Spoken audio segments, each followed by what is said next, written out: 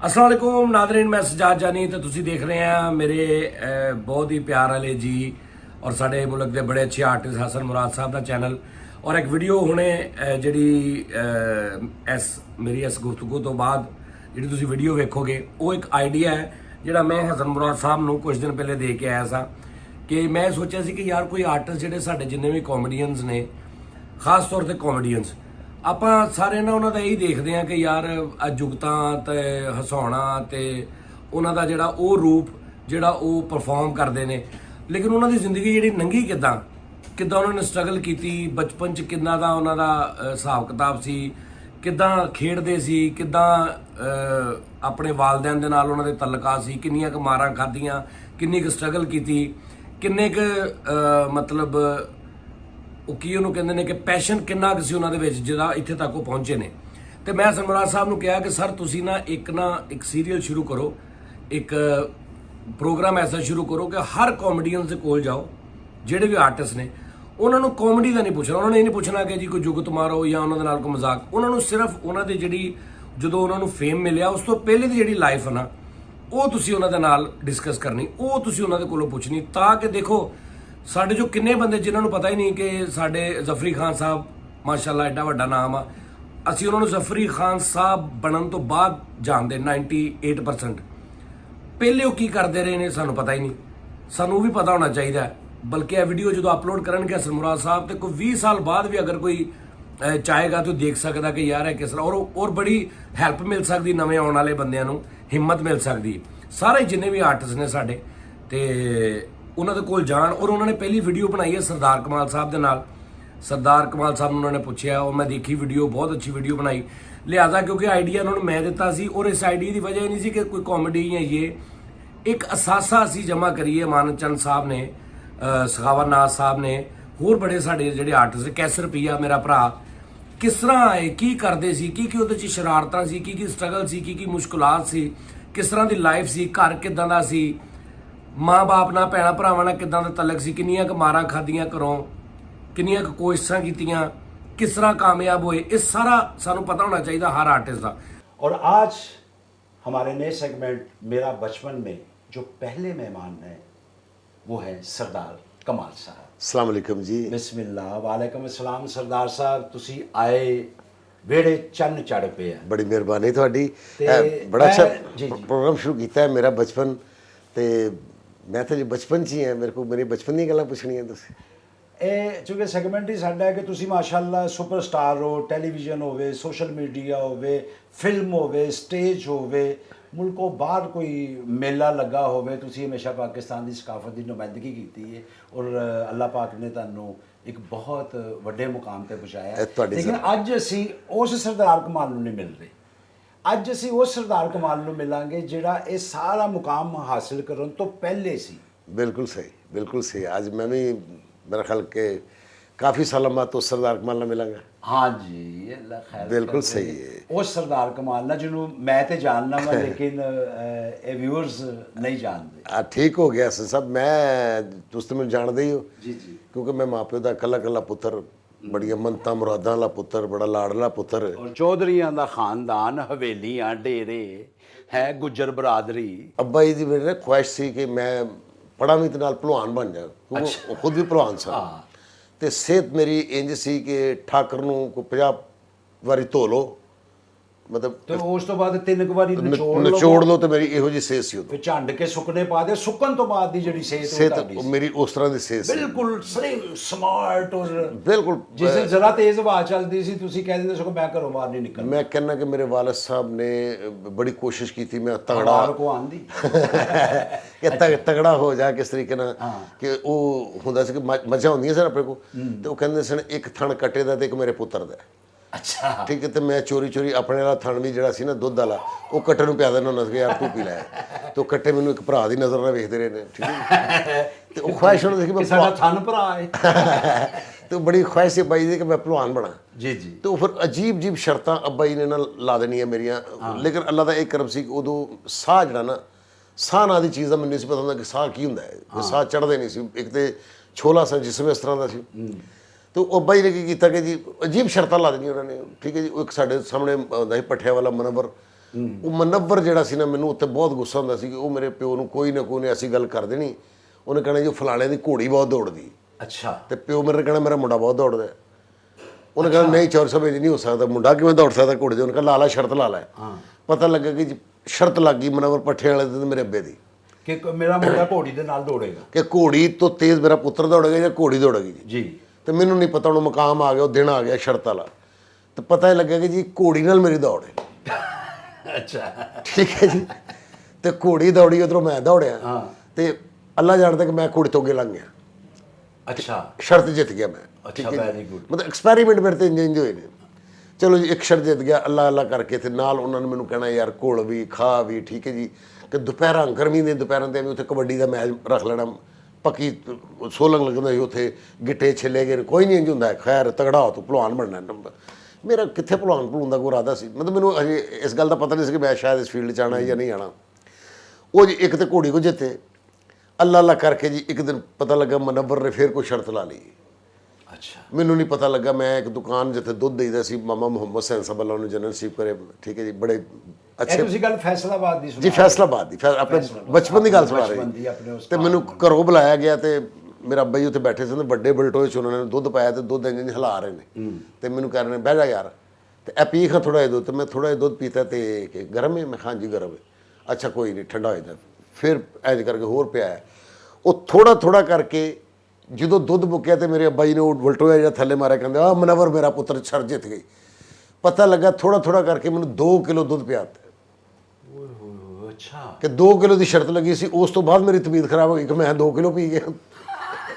ਅੱਛਾ ਸੁਣ ਕੇ ਪੀਂਦੇ ਆ ਨਹੀਂ ਨਹੀਂ ਪੀਂਦੇ ਨਹੀਂ, ਮਤਲਬ ਉਹਨਾਂ ਨੇ ਪਿਆ ਤੇ ਆਪਣੇ ਟੈਕਨੀਕਲ ਤਰੀਕੇ ਨਾਲ ਦਿੱਤਾ ਨਾ। ਅੱਬਾ ਜੀ ਸੱਚੇ ਸਨ, ਉਹਨਾਂ ਨੂੰ ਪਤਾ ਸੀ ਕਿ ਪੁੱਤਰ ਮੇਰੇ ਦਾ ਮੈਦਾ ਬਰਦਾਸ਼ਤ ਕਰਦਾ, ਲੇਕਿਨ ਤੁਸੀਂ ਸੁਣ ਕੇ ਖੌਫ ਜ਼ਦਾ ਹੁੰਦੇ ਸੀ। ਉਹ ਅਜੀਬ ਸ਼ਰਤਾਂ ਹੁੰਦੀਆਂ ਸਨ। ਹਾਂ ਉਹ ਮੈਨੂੰ ਮੈਂ ਡਰਿਆ ਰਹਿਣਾ ਹਰ ਵੇਲੇ ਕਿ ਯਾਰ ਅੱਲਾ ਕੋਈ ਅੱਬਾ ਜੀ ਕੋਈ ਐਸੀ ਸ਼ਰਤ ਨਾ ਰੱਖ ਦੇਣ, ਠੀਕ ਹੈ ਜੀ। ਹਾਂ ਜੀ ਗੱਡੀ ਦਾ ਨਵਾਂ ਮਾਡਲ ਆਇਆ, ਕਹਿਣ ਕਿ ਇਹਦੇ ਨਾਲ ਦੌੜੇ ਨਹੀਂ, ਜਾਂ ਮੇਰੇ ਮੁੰਡੇ ਤੋਂ ਲਗਾ ਕੇ ਵੇਖੋ, ਇਹ ਮੇਰੇ ਮੁੰਡਾ ਲਿਖਦਾ ਨਹੀਂ, ਠੀਕ ਹੈ ਜੀ। ਅੱਛਾ ਉਹ ਜੀਪ ਤੇ ਉਹ ਇੱਕ ਦਿਨ ਜੀ ਸਾਡੇ ਪਿਛਲੇ ਪਾਸੇ ਆਪਣੀ ਬਰਾਦਰੀ ਗੁੱਜਰ ਬਰਾਦਰੀ ਰਹਿੰਦੇ ਸੀ, ਤੇ ਉਹਨਾਂ ਦਾ ਇੱਕ ਮੁਲਾਜ਼ਮ ਸੀ ਸਾਰੰਗ ਉਹਦਾ ਨਾਂ, ਸਾਰੰਗ ਉਹਦਾ ਨਾਂ, ਤੇ ਉਹ ਚੰਗਾ ਤਗੜਾ ਸੀ। ਵੀ ਤਗੜਾ ਕਿਵੇਂ ਤੁਹਾਨੂੰ ਮੈਂ ਦੱਸਾਂ ਕਿ ਜਿਵੇਂ ਤੁਸੀਂ ਲੱਕੀ ਡੀਅਰ ਸਾਹਿਬ ਨੂੰ ਵੇਖਿਆ, ਲੱਕੀ ਡੀਅਰ ਨੂੰ ਤਗੜਾ ਕਰ ਲਓ, ਹੋਰ ਤੇ ਰੰਗ ਵੀ ਇਸ ਤਰ੍ਹਾਂ ਦਾ ਹੀ, ਜਿਵੇਂ ਹਬਸ਼ੀ ਛੁੱਟੀ ਤੇ ਆਇਆ ਨਾ ਹੈਪੀ। ਉਹ ਪਤਾ ਹੀ ਲੱਗਾ ਕਿ ਜੀ ਅੱਬੇ ਮੇਰੇ ਨੇ ਜੀ ਉਹ ਕਿਤੇ ਕੋਈ ਗੱਲ ਹੋਈ, ਤੇ ਉਹਨੇ ਕਿਹਾ ਨਹੀਂ ਮੇਰਾ ਮੁੰਡਾ ਬੜਾ ਛੋਲਾ ਤੇ ਮੇਰਾ ਮੁੰਡਾ ਇੰਜੇ। ਉਹ ਗੱਲਾਂ ਗੱਲਾਂ 'ਚ ਉਹ ਸਾਰੰਗ ਨੇ ਮੇਰੀ ਕੁਸ਼ਤੀ ਪਵਾਤੀ। ਅੱਛਾ ਹੁਣ ਉਹ ਸਾਰੰਗ ਜਦੋਂ ਮੈਨੂੰ ਨਜ਼ਰ ਆਵੇ, ਤੇ ਉਹ ਸਾਰੰਗ ਮੈਨੂੰ ਵੇਖ ਕੇ ਤੇ ਘੂਰੀਆਂ ਪਾਵੇ, ਤੇ ਮੈਂ ਵਿੱਚੋਂ ਮਰਿਆ ਜਾਵਾਂ, ਮੈਂ ਤੇ ਇਹਦੇ ਨਾਲ ਘੁਲ ਲੈ, ਮੈਂ ਕੀ ਕਰਾਂਗਾ ਯਾਰ ਅੱਲਾ, ਠੀਕ ਹੈ ਜੀ। ਤੇ ਪਿਓ ਮੇਰਾ ਮੈਨੂੰ ਇਹ ਕਹੀ ਜਾ ਰਿਹਾ ਕਿ ਜੇ ਤੇ ਢਾਲੇਗਾ ਤੇ ਘਰ ਆ ਜੀ, ਜੇ ਢੱਠ ਗਿਆ ਤੇ ਪੁੱਤਰ ਫਿਰ ਘਰ ਨਾ ਆਈ। ਓਏ ਹੋਏ ਜੁਮੇ ਦਾ ਦਿਨ ਮੁਕਰਰ ਪਾਇਆ ਅੱਛਾ ਕੁਸ਼ਤੀ ਦਾ, ਠੀਕ ਹੈ ਜੀ। ਉਹ ਸਾਰੰਗ ਤੇ ਜਿਹੜੇ ਸਾਡੇ ਪਿਛਲੇ ਪਾਸੇ ਗੁੱਜਰ ਸਨ, ਸਾਡੀ ਬਰਾਦਰੀ, ਉਹ ਸਾਡੀ ਹਵੇਲੀ ਗਿਆ ਕਿ ਉਹਨਾਂ ਨੂੰ 15 ਮਿੰਟ ਢੋਲ ਵਜਾਇਆ। ਤੇ ਉਹ ਭਲਵਾਨ ਬਾਹਰ ਨੇ, ਮੈਂ ਇਕੱਲਾ ਭਲਵਾਨ ਅੰਦਰ ਲੁਕਿਆ ਕਿ ਯਾਰ ਇਹਦੇ ਨਾਲ ਘੁਲਣਾ ਜਾ ਕੇ, ਤੇ ਮੇਰੇ ਨਾਲ ਕੋਈ ਵੀ ਨਹੀਂ, ਠੀਕ ਹੈ ਜੀ। ਉਹ ਭਲਵਾਨਾਂ ਦਾ ਇੱਕ ਜਥਾ ਜਿਹਾ ਨਿਕਲ ਗਿਆ, ਤੇ ਮੇਰੀ ਮਾਂ ਜਿਹੜੀ ਸੀ ਉਹ ਇਹੋ ਕਹੀ ਜੇ ਮੇਰਾ ਤਾਂ ਮੁੰਡਾ ਮਰਵਾ ਦੇਣਾ। ਮੇਰੇ ਪਿਓ ਨੇ ਤਾਂ ਮੈਂ ਮਰਵਾ ਨਹੀਂ, ਕੁਛ ਨਹੀਂ ਹੁੰਦਾ ਤੇਰੇ ਮੁੰਡੇ ਨੂੰ, ਕੁਛ ਨਹੀਂ, ਕੱਖ ਨਹੀਂ ਜੀ। ਮੈਂ ਮਸਜਿਦ ਗਿਆ, ਦੁਆ ਕੀਤੀ, ਯਾ ਅੱਲਾ ਮੈਂ ਕਿਹਾ ਮੈਂ ਇਸ ਕਾਬਲ ਤਾਂ ਨਹੀਂ ਹੈਗਾ ਕਿ ਮੈਂ ਉਹਨੂੰ ਢਾਹ ਲਵਾਂ, ਤੇ ਨਹੀਂ ਤਾਂ ਮੇਰੇ ਘਰ ਤੇ ਵੜਨ ਨਹੀਂ ਦੇਣਾ। ਲੋ ਜੀ ਚਲੇ ਗਏ ਜੀ, ਕੁਸ਼ਤੀਆਂ ਸ਼ੁਰੂ ਹੋ ਗਈਆਂ। ਪਹਿਲੀ ਕੁਸ਼ਤੀ ਹੋਈ, ਪਹਿਲਾ ਹੀ ਗੁਜਰ ਇੱਕ ਢੱਠਾ ਹੈ, ਮੈਂ ਕਿਹਾ ਮਾਸ਼ਾਅੱਲਾ ਰੀਤ ਸੋਹਣੀ ਸ਼ੁਰੂ ਹੋ ਗਈ, ਮੈਂ ਕਿਹਾ ਜੀ। ਦੂਸਰੀ ਵਾਰੀ ਹੋਈ ਸ਼ੁਰੂ, ਤੇ ਤੀਸਰੀ ਕੁਸ਼ਤੀ ਮੇਰੀ ਸੀ, ਠੀਕ ਹੈ। ਆ ਗਏ ਕੁਸ਼ਤੀ 'ਚ, ਉਹ ਜੀ ਮੈਂ ਤੁਹਾਨੂੰ ਦੱਸਿਆ ਕਿ ਸਾਹ ਨਹੀਂ ਸੀ ਚੜਦਾ, ਉਹ ਤਗੜਾ ਬਹੁਤ ਸੀ, ਉਹ ਮੇਰੇ ਹੱਥੇ ਨਹੀਂ ਸੀ ਚੜ ਰਿਹਾ, ਉਹ ਜਿੱਧਰ ਕਰੇ ਬਰਹਲ ਤਗੜਾ ਹੀ ਨਾ ਸੀ। ਉਹਨੇ ਮੈਨੂੰ ਇੱਕ ਵਾਰੀ ਫੜ ਲਿਆ, ਫੜ ਕੇ ਤੇ ਉਹਨੇ ਮੈਨੂੰ ਨਾ ਪੰਜਾਗਲਾ ਪਾ ਲਿਆ। ਇਹ ਪੰਜਾਗਲਾ ਪਾ ਕੇ ਤੇ ਉਹ ਮੈਨੂੰ ਖਾੜੇ ਦੇ ਵਿੱਚ ਨਾ ਪਿੱਛੋਂ ਗੋਡਾ ਮਾਰ ਰਿਹਾ, ਤੇ ਮਿੱਟੀ 'ਚ ਮੇਰਾ ਸਿਰ ਹੈ, ਤੇ ਹੁਣ ਉਹ ਮਿੱਟੀ ਵੀ ਮੇਰੀ ਅੱਖਾਂ 'ਚ ਪਈ ਹੈ, ਤੇ ਉਹਦੇ ਵਿੱਚੋਂ ਮੈਂ ਮਿੱਟੀ ਥਰੂ ਇੰਜ ਕਰਕੇ ਆਪਣੇ ਅੱਬੇ ਨੂੰ ਵੇਖਿਆ, ਤੇ ਮੇਰੇ ਅੱਬੇ ਨੇ ਮੈਨੂੰ ਕਿਹਾ ਘਰ ਨਾ ਆਈ ਇੰਜ ਕਰਕੇ, ਜੇ ਨਾ ਟਾਇਆ ਤੇ ਘਰ ਨਾ ਆਈ। ਠੀਕ ਹੁਣ ਮੈਨੂੰ ਉਧਰ ਅੱਬੇ ਦਾ ਵੀ ਇਹ, ਤੇ ਉਧਰ ਉੱਤੋਂ ਐਡਾ ਤਗੜਾ ਮੁੰਡਾ ਹੈ, ਉਹ ਪੂਰੇ ਖਾੜੇ 'ਚ ਉਹਨੇ ਮੇਰੇ ਕੋਲ 3 ਚੱਕਰ ਲਵਾਏ ਨੇ, ਤੇ ਉਹਨੂੰ ਸਾਹ ਚੜ ਗਿਆ। ਠੀਕ ਉਹ ਜਦੋਂ ਉਹਨੂੰ ਸਾਹ ਚੜਿਆ, ਤੇ ਉਹਨੇ ਆਪਣੀ ਧੌਣ ਮੇਰੇ ਇੱਥੇ ਸੁੱਟੀ। ਜਦੋਂ ਉਹਨੇ ਧੌਣ ਸੁੱਟੀ, ਤੇ ਮੇਰੇ ਖੌਫ ਨਾਲ ਉਹਦੇ ਇੱਥੇ ਹੱਥ ਪੈ ਗਏ। ਅੱਛਾ ਉਹ 2 ਹੱਥ ਪੈਣ ਦੀ ਦੇਰ ਸੀ, ਮੈਨੂੰ ਨਹੀਂ ਸਮਝ ਆਈ ਕਿ ਇੱਕ ਬੜਕ ਜੀ ਵੱਜੀ ਏ, ਤੇ ਖਾੜੇ ਦੇ ਵਿੱਚ ਭੰਗੜੇ ਪੈ ਰਹੇ ਨੇ, ਤੇ ਮੈਨੂੰ ਨਹੀਂ ਪਤਾ ਕੌਣ ਢੱਠਾ ਤੇ ਕਿੰਨੇ ਢਾਇਆ। ਤੇ ਮੈਨੂੰ ਉਹਨਾਂ ਨੇ ਮੋਢਿਆਂ ਤੇ ਚੁੱਕਿਆ ਸੀ, ਮੈਨੂੰ ਪਤਾ ਲੱਗਾ ਜੀ ਮੈਂ ਢਾ ਲਿਆ। ਅੱਛਾ ਉਹ ਕਿਤੇ ਉੱਤੋਂ ਦੀ ਥੱਲੇ ਡਿੱਗਿਆ, ਤੇ ਉਹਦੀ ਕੱਢ ਲੱਗ ਗਈ, ਤੇ ਭੰਗੜੇ ਪੈਣ ਲੱਗ ਪਏ। ਉਸ ਦੌਰ 'ਚ ਮੈਨੂੰ 35 ਰੁਪਏ ਖਾੜੇ 'ਚ ਹੋਏ ਜੀ, ਵੈਰੀ ਗੁੱਡ। ਠੀਕ ਹੈ ਜੀ। घर आके मैं अब्बा जी ਨੂੰ ਮੈਂ ਕਿਹਾ ਜੀ ਇੱਧਰ ਆਓ ਮੇਰੇ ਸਾਹਮਣੇ ਆਓ ਮੈਂ ਕਿਹਾ ਜੀ ਮੇਰੀ ਪਹਿਲੀ ਔਰ ਆਖਰੀ ਕੁਸ਼ਤੀ ਸੀ ਇਹ ਪਿਆ ਜੀ ਤੁਹਾਡਾ ਲੰਗੋਟਾ ਹੁਣ ਕਹਿੰਦੇ ਤੇ ਮੈਂ ਘਰ ਛੱਡ ਜਾਣਾ ਠੀਕ ਹੈ ਜੀ ਉਹ ਭਲਵਾਨੀ ਤੋਂ ਮੈਂ ਇਸ ਤਰ੍ਹਾਂ ਤੋਬਾ ਕੀਤੀ ਅੱਛਾ ਵੈਰੀ ਗੁੱਡ। ਇਹ ਤਾਂ ਵੈਸੇ ਉਹ ਜਿਸ ਤਰ੍ਹਾਂ ਫਿਲਮੀ ਸੀਕੁਐਂਸਸ ਨਹੀਂ ਹੁੰਦੇ ਹਾਂਜੀ ਹਾਂਜੀ ਕਿ ਉਹ ਬਿਲਕੁਲ ਇੱਕ ਤਾਕਤਵਰ ਬੰਦਾ ਔਰ ਇੱਕ ਬਿਲਕੁਲ ਹਲਕੀ ਫਿਜ਼ੀਕ ਦਾ ਬਈ ਅਸਾਂ ਸਭ ਕਈ ਵਾਰੀ ਇੰਜ ਹੋਇਆ ਕਿ ਗਲਤੀ ਹੋ ਜਾਂਦੀ ਸਾਡੇ ਕੋਲ ਗਲਤੀ ਨਹੀਂ ਕਿਤੇ ਫਿਲਮ ਵੇਖ ਕੇ ਤੇ ਮੈਨੂੰ ਪਤਾ ਲੱਗ ਗਿਆ ਤੇ ਮੈਨੂੰ ਮਾਰਨੇ ਹੁੰਦੇ ਸਾਰੇ ਤੇ ਉਹ ਜਦੋਂ ਮੈਨੂੰ ਸਮਝ ਆਇਆ ਕਿ ਅੱਬੇ ਦਾ ਹੱਥ ਇੱਥੇ ਜੁੱਤੀ ਤੱਕ ਜਾਣਾ ਹੈ ਤੇ ਅੱਲਾ ਦੀ ਰਹਿਮਤ ਨਾਲ ਮੈਂ ਇੱਕ ਪੈਰ ਹੁੰਦਾ ਸੀ ਬਨੇਰੇ ਤੇ ਦੂਜਾ ਛੱਤ ਤੇ ਤੀਜਾ ਕਿਸੇ ਦੇ ਘਰ ਤੇ ਅੱਬਾ ਮੇਰਾ ਸਿਰਫ ਇੰਝ ਹੀ ਵੇਖਦਾ ਤੇ ਕਿਹਾ ਉਹ ਗਿਆ ਹੀ ਉਹਦੀ ਕਿਵੇਂ ਫੜਾਗਾ ਉਹ ਇੱਕ ਵਾਰੀ ਇਸੇ ਤਰ੍ਹਾਂ ਮੇਰੇ ਕੋਲ ਗਲਤੀ ਹੋਈ ਤੇ ਮੈਂ ਅੱਗੇ ਲੱਗ ਕੇ ਨੱਸੇ ਮੇਰੇ ਪਿੱਛੇ ਨੱਸ ਰਹੇ ਸਨ ਤੇ ਇਹ ਇੰਨੀ ਕੁ ਬੰਨੀ ਸੀ ਤੇ ਅੱਗੇ ਵੀ ਗੁਜਰਾਂ ਦਾ ਘਰ ਹੈ ਤੇ ਪਿੱਛੇ ਮੇਰਾ ਅੱਬਾ ਨੱਸ ਰਿਹਾ ਤੇ ਥੱਲੇ ਟੋਏ ਨੇ ਕਾਫੀ ਡੂੰਘੇ ਤੇ ਮੈਂ ਨੱਸ ਰਿਹਾ ਅੱਛਾ ਅੱਬੇ ਮੇਰੇ ਅਗਲੇ ਬੰਦੇ ਨੂੰ ਆਵਾਜ਼ ਨਹੀਂ ਕਰਦਾ ਉਹ ਯੂਸਫਾ ਫੜੀ ਇਹਨੂੰ ਹਾਂ ਤੇ ਉਹ ਉਹਨੇ ਕਮਾਂਡਰ ਰੱਖਿਆ ਤੇ ਉਹ ਵੀ ਨੱਸਿਆ ਤੇ ਹੁਣ ਮੈਂ ਫਿਲਮੀ ਸੀਕਵੈਂਸ ਹੈ ਤੇ ਮੇਰੇ ਜ਼ਿਹਨ 'ਚ ਲਾਲਾ ਸੁਧੀਰ ਦੀਆਂ ਫਿਲਮਾਂ ਆ ਰਹੀਆਂ ਨੇ ਕਿ ਨੱਸ ਕੇ ਘੋੜੇ ਤੇ ਬਹਿ ਜਾਂਦੇ ਨੇ ਫਿਲਮਾਂ ਵੇਖਣ ਲੱਗ ਪਿਆ ਉਧਰੋਂ ਯੂਸਫ ਨੱਸਿਆ ਤੇ ਇਧਰੋਂ ਪਿਓ ਤੋਂ ਮੈਂ ਵੇਖ ਰਿਹਾ ਮੈਂ ਸੈਂਟਰ 'ਚ ਅੱਛਾ ਤੇ ਮੈਂ ਉਹ ਟੋਏ ਛਾਲ ਮਾਰਤੀ ਅੱਛਾ ਮੈਂ ਟੋਏ ਛਾਲ ਮਾਰੀ ਤੇ ਮੈਂ ਆਪਣੇ ਪਿਓ ਨੂੰ ਵੇਖਿਆ ਉਹਨੇ ਅੱਖਾਂ ਤੇ ਹੱਥ ਰੱਖ ਲਿਆ ਤੇ ਉਹ ਮੈਂ ਗਿਆ ਨਿਕਲ ਗਿਆ ਤੇ ਪਿਓ ਮੇਰਾ ਵੀ ਪਿੱਛੇ ਹੁਣ ਮੇਰਾ ਉਹਨਾਂ ਦਾ ਕੋਈ ਥੋੜਾ ਜਿਹਾ ਫਰਕ ਰਹਿ ਗਿਆ ਤੇ ਇਧਰ ਉਹਨਾਂ ਕੋਲ 7-8 ਔਰਤਾਂ ਨਾ ਬਾਜ਼ਾਰ ਤੋਂ ਆ ਰਹੀਆਂ ਸੌਦਾ ਲੈ ਕੇ ਤੇ ਅੱਬਾ ਜੀ ਨੇ ਜੁੱਤੀ ਮਾਰੀ ਮੈਨੂੰ ਵਗਾਤੀ ਤੇ ਉਹ ਜੁੱਤੀ ਫੜ ਕੇ ਨਾ ਮੈਂ ਇੱਥੇ ਤੇ ਉਲਟਬਾਜ਼ੀ ਲਾ ਕੇ ਤੇ ਮੈਂ ਉਹਨਾਂ ਔਰਤਾਂ ਦੇ ਪੈਰਾਂ 'ਚ ਉਹ ਔਰਤਾਂ ਨੇ ਮੇਰੇ ਪਿਓ ਨੂੰ ਫੜ ਲਿਆ ਕਿਹਾ ਤੂੰ ਮੁੰਡਾ ਮਾਰਤਾ ਹਾਏ ਹਾਏ ਲੋਕੋ ਇਸ ਭਾਈ ਨੇ ਮੁੰਡਾ ਮਾਰਦਾ ਉਹ ਮੇਰਾ ਪੁੱਤਰ ਵੇ ਭਾਵੇਂ ਤੇਰਾ ਪੁੱਤਰ ਹੈ ਤੂੰ ਮਾਰਤਾ ਤੇ ਮੈਂ ਹੁਣ ਥੋੜੀ ਜਿਹੀ ਜਗ੍ਹਾ ਲੱਭ ਰਿਹਾ ਕਿ ਮੇਰਾ ਪਿਓ ਥੋੜਾ ਜਿਹਾ ਮੇਰੇ ਤੋਂ ਪਰੇ ਹੋਏ ਤੇ ਮੈਂ ਥੋੜਾ ਕੇ ਨਿਕਲ ਜਾਵਾਂ ਉਹ ਕਹਿ ਰਿਹਾ ਨਹੀਂ ਇਹ ਤੁਹਾਨੂੰ ਨਹੀਂ ਪਤਾ ਇਹ ਕੌਣ ਹੈ ਇਹ ਬੜਾ ਫਕੰਡੀ ਹੈ ਉਹ ਮੇਰਾ ਪੁੱਤਰ ਹੈ ਉਹ ਕਹਿਣ ਭਾਵੇਂ ਤੇਰਾ ਪੁੱਤਰ ਹਾਏ ਹਾਏ ਭਾਈ ਤੂੰ ਜੁੱਤੀ ਮਾਰੀ ਮੁੰਡਾ ਫੁੜ ਗਿਆ ਇੱਥੇ ਹਲਕਾ ਜਾਨ ਕਰਕੇ ਸਪੇਸ ਮਿਲੀ ਹੈ ਤੇ ਮੈਂ ਉੱਥੋਂ ਫੁਰਤੀ ਕਹਿੰਦਾ ਹੁਣ ਕੌਣ ਫੜ ਕੇ ਦੇਗਾ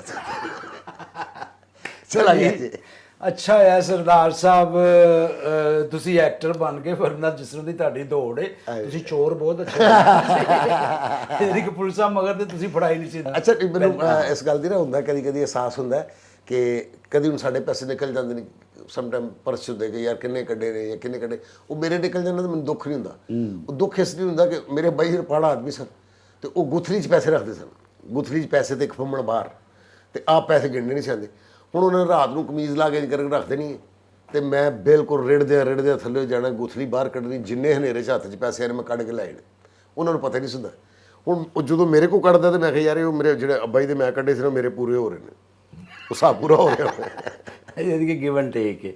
अच्छा सरदार साहब वाले साहब चूँकि चौधरी कमाल साहब जी ठीक है ना वो ज़्यादा मुहब्बत ही होंगी है बाप दी और बाप जो सख्त तबीयत होंगे ने ताकि बच्चे का मुस्तकबिल नहीं सख्त तबीयत भी नहीं सी सख्त तबीयत भी नहीं लेकिन वो टेक केयर ही कह लवो ਸਾਨੂੰ ਸਮਝਣ 'ਚ ਦੇਰ ਲੱਗੀ ਸਮਝਣ 'ਚ ਦੇਰ ਲੱਗੀ ਬਿਲਕੁਲ ਐਗਜ਼ੈਕਟਲੀ ਕਹਿ ਰਹੇ ਹੋ ਚੁੱਕੋ ਇੱਕ ਟੌਪਿਕ ਹੈ ਇਹ ਅਸੀਂ ਹੁਣ ਇਹਦੇ ਤੇ ਹੀ ਰਹਿੰਦੇ ਹਾਂ ਚਲੋ ਕਿਉਂਕਿ ਵਾਲਦ ਸਾਹਿਬ ਦਾ ਜ਼ਿਕਰ ਹੋਇਆ ਔਰ ਵਾਲਦ ਸਾਹਿਬ ਨੇ ਤੇ ਨੱਸ ਕੇ ਮਗਰ ਤੁਹਾਨੂੰ ਫੜਿਆ ਇਹ ਸਾਰਾ ਮਜ਼ੇਦਾਰ ਮਾਂ ਜੀ ਚੁੱਕੇ ਉਹ ਬਹੁਤ ਸ਼ਫੀਕ ਸਨ ਮੇਰੀ ਉਹਨਾਂ ਨਾਲ ਬਹੁਤ ਜ਼ਿਆਦਾ ਮੈਂ ਜਦੋਂ ਜਾਂਦਾ ਸਾਂ ਘਰ ਤੇ ਬਲਕਿ ਮੈਨੂੰ ਤੇ ਰੋਟੀ ਦੇ ਨਾਲ ਉਹ ਸਪੈਸ਼ਲ ਉਹ ਹਾਂਜੀ ਯਾਦ ਹੈ ਦੇਸੀ ਘਿਓ ਦੀ ਜਿੱਦਣ ਤੁਸੀਂ ਜਾਣਾ ਉਦੋਂ ਸਪੈਸ਼ਲ ਘਿਓ ਨਾਲ ਆਉਂਦਾ ਹੁੰਦਾ ਸੀ ਤੇ ਮੈਂ ਜਾਣ ਕੇ ਛੇੜਦੇ ਮਿਖਣਾ 'ਚ ਘਿਓ ਕਿਤੇ ਨਾ ਤੇ ਹਸਨ ਪੁੱਤ ਹੈ ਨਾ ਇਹ ਕੀ ਤਾਂ ਉਹਦਾ ਕਿ ਉਹਦਾ ਨਾ ਬੈਗ ਰੋਟੀ ਦੇ ਨਾਲ ਹੈ ਹਾਂਜੀ ਸ਼ੱਕਰ ਤੁਹਾਡੀ ਸ਼ੱਕਰ ਤੇ ਘਿਓ ਦੇਸੀ ਮੈਂ ਖਾਣਾ ਸਰ ਠੀਕ ਹੈ ਅੱਛਾ ਤੇ ਮੈਂ ਚਾਹ ਰਿਹਾ ਕਿ ਹੁਣ ਇਹ ਨਾ ਸਾਰੀਆਂ ਸ਼ਰਾਰਤਾਂ ਜੋ ਮਾਂ ਜੀ ਦਾ ਕੀ ਸੀ ਕਿ ਉਹ ਤੁਹਾਨੂੰ ਬਚਾਉਂਦੇ ਸਨ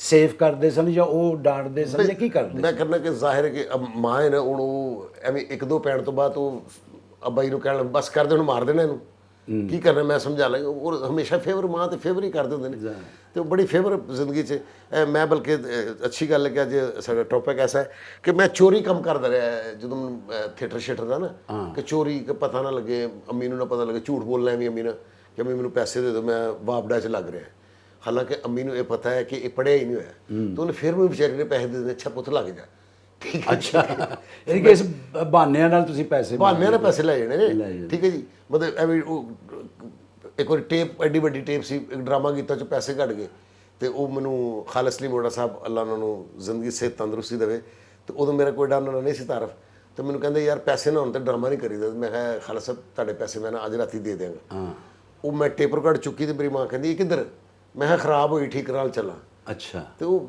ਸਿੱਧੇ ਲੋਕਾਂ ਨੂੰ ਪਤਾ ਹੀ ਨਹੀਂ ਖਰਾਬ ਹੋਈ ਜਾਂ ਨਹੀਂ ਹੋਈ ਤੇ ਉਹ ਜਾ ਕੇ ਮੈਂ ਵੇਚ ਕੇ ਤੇ ਖਾਲਿਸ ਲਈ ਮੋੜਾ ਸਾਹਿਬ ਦੇ ਪੈਸੇ ਦੇ ਦਿੱਤੇ ਅੱਛਾ ਠੀਕ ਹੈ ਜੀ ਇਹ ਗੱਲ ਮੈਂ ਪੂਰੀ ਕਰ ਲਵਾਂ, ਠੀਕ ਹੈ ਜੀ। ਉਹ ਖਾਲਸਾ ਸਾਹਿਬ ਨੂੰ ਪੈਸੇ ਦਿੱਤੇ, ਬਾਅਦ 'ਚ ਖਾਲਸਾ ਸਾਹਿਬ ਨੂੰ ਇਸ ਗੱਲ ਦਾ ਕੋਈ 10-15 ਸਾਲ ਬਾਅਦ ਪਤਾ ਲੱਗਾ ਕਿ ਉਹ ਜਿਹੜੇ ਮੈਂ ਪੈਸੇ ਦਿੱਤੇ ਸੀ ਉਦੋਂ ਮੈਂ ਉਹ ਟੇਪ ਰਿਕਾਰਡ ਵੇਚ ਕੇ ਦਿੱਤੇ ਸਨ। ਉਹ ਖਾਲਸਾ ਸਾਹਿਬ ਦਾ ਵੀ ਘਰ ਉਧਰ ਹੀ ਸੀ। ਉਹ ਇੱਕ ਦਿਨ ਆਏ ਨੇ ਗੱਡੀ, ਮੈਨੂੰ ਕਹਿੰਦੇ ਗੱਡੀ ਬੈਠੋ, ਮੈਂ ਕਿਧਰ ਸ਼ਹਿਰ ਚੱਲਣਾ, ਮੈਂ ਸ਼ਹਿਰ ਚੱਲ ਗਏ। ਉਹ ਯਾਰ ਉਹ ਬੱਚਿਆਂ ਲਈ ਨਾ ਮੈਂ ਡੈਕ ਲੈਣਾ ਹੈ, ਇੱਕ ਬੜਾ ਖੂਬਸੂਰਤ ਜਿਹਾ, ਤੇ ਤੂੰ ਪਸੰਦ ਕਰ। ਉਸ ਸਮੇਂ ਮੈਂ ਡੈਕ ਪਸੰਦ ਕੀਤਾ। ਉਹਨੇ ਕਿਹਾ ਯਾਰ ਸਪੀਕਰ ਵੀ ਉਹਦੇ ਨਾਲ ਬਹੁਤ ਅੱਛੇ ਪਸੰਦ ਕਰ। ਮੈਂ ਸਪੀਕਰ ਵੀ ਉਹਦੇ ਨਾਲ ਬਹੁਤ ਅੱਛੇ ਪਸੰਦ ਕਰੇ। ਅੱਛਾ ਕੋਈ ਕੇਸਟਾ ਵੇਸਟਾ ਵੀ ਲੈ ਨਾ। ਮੈਂ ਕਿਹਾ ਮੈਨੂੰ ਉਹਨਾਂ ਦੇ ਪਤਾ ਨਹੀਂ ਤੁਹਾਡੇ ਬੱਚੇ ਕੀ ਸੁਣਦੇ। ਉਹ ਯਾਰ ਤੇਰੇ ਮੇਰੇ ਬੱਚਿਆਂ 'ਚ ਫਰਕ ਹੈ, ਜੋ ਤੂੰ ਸੁਣਨਾ ਉਹੀ ਉਹ ਸੁਣਦੇ ਨੇ।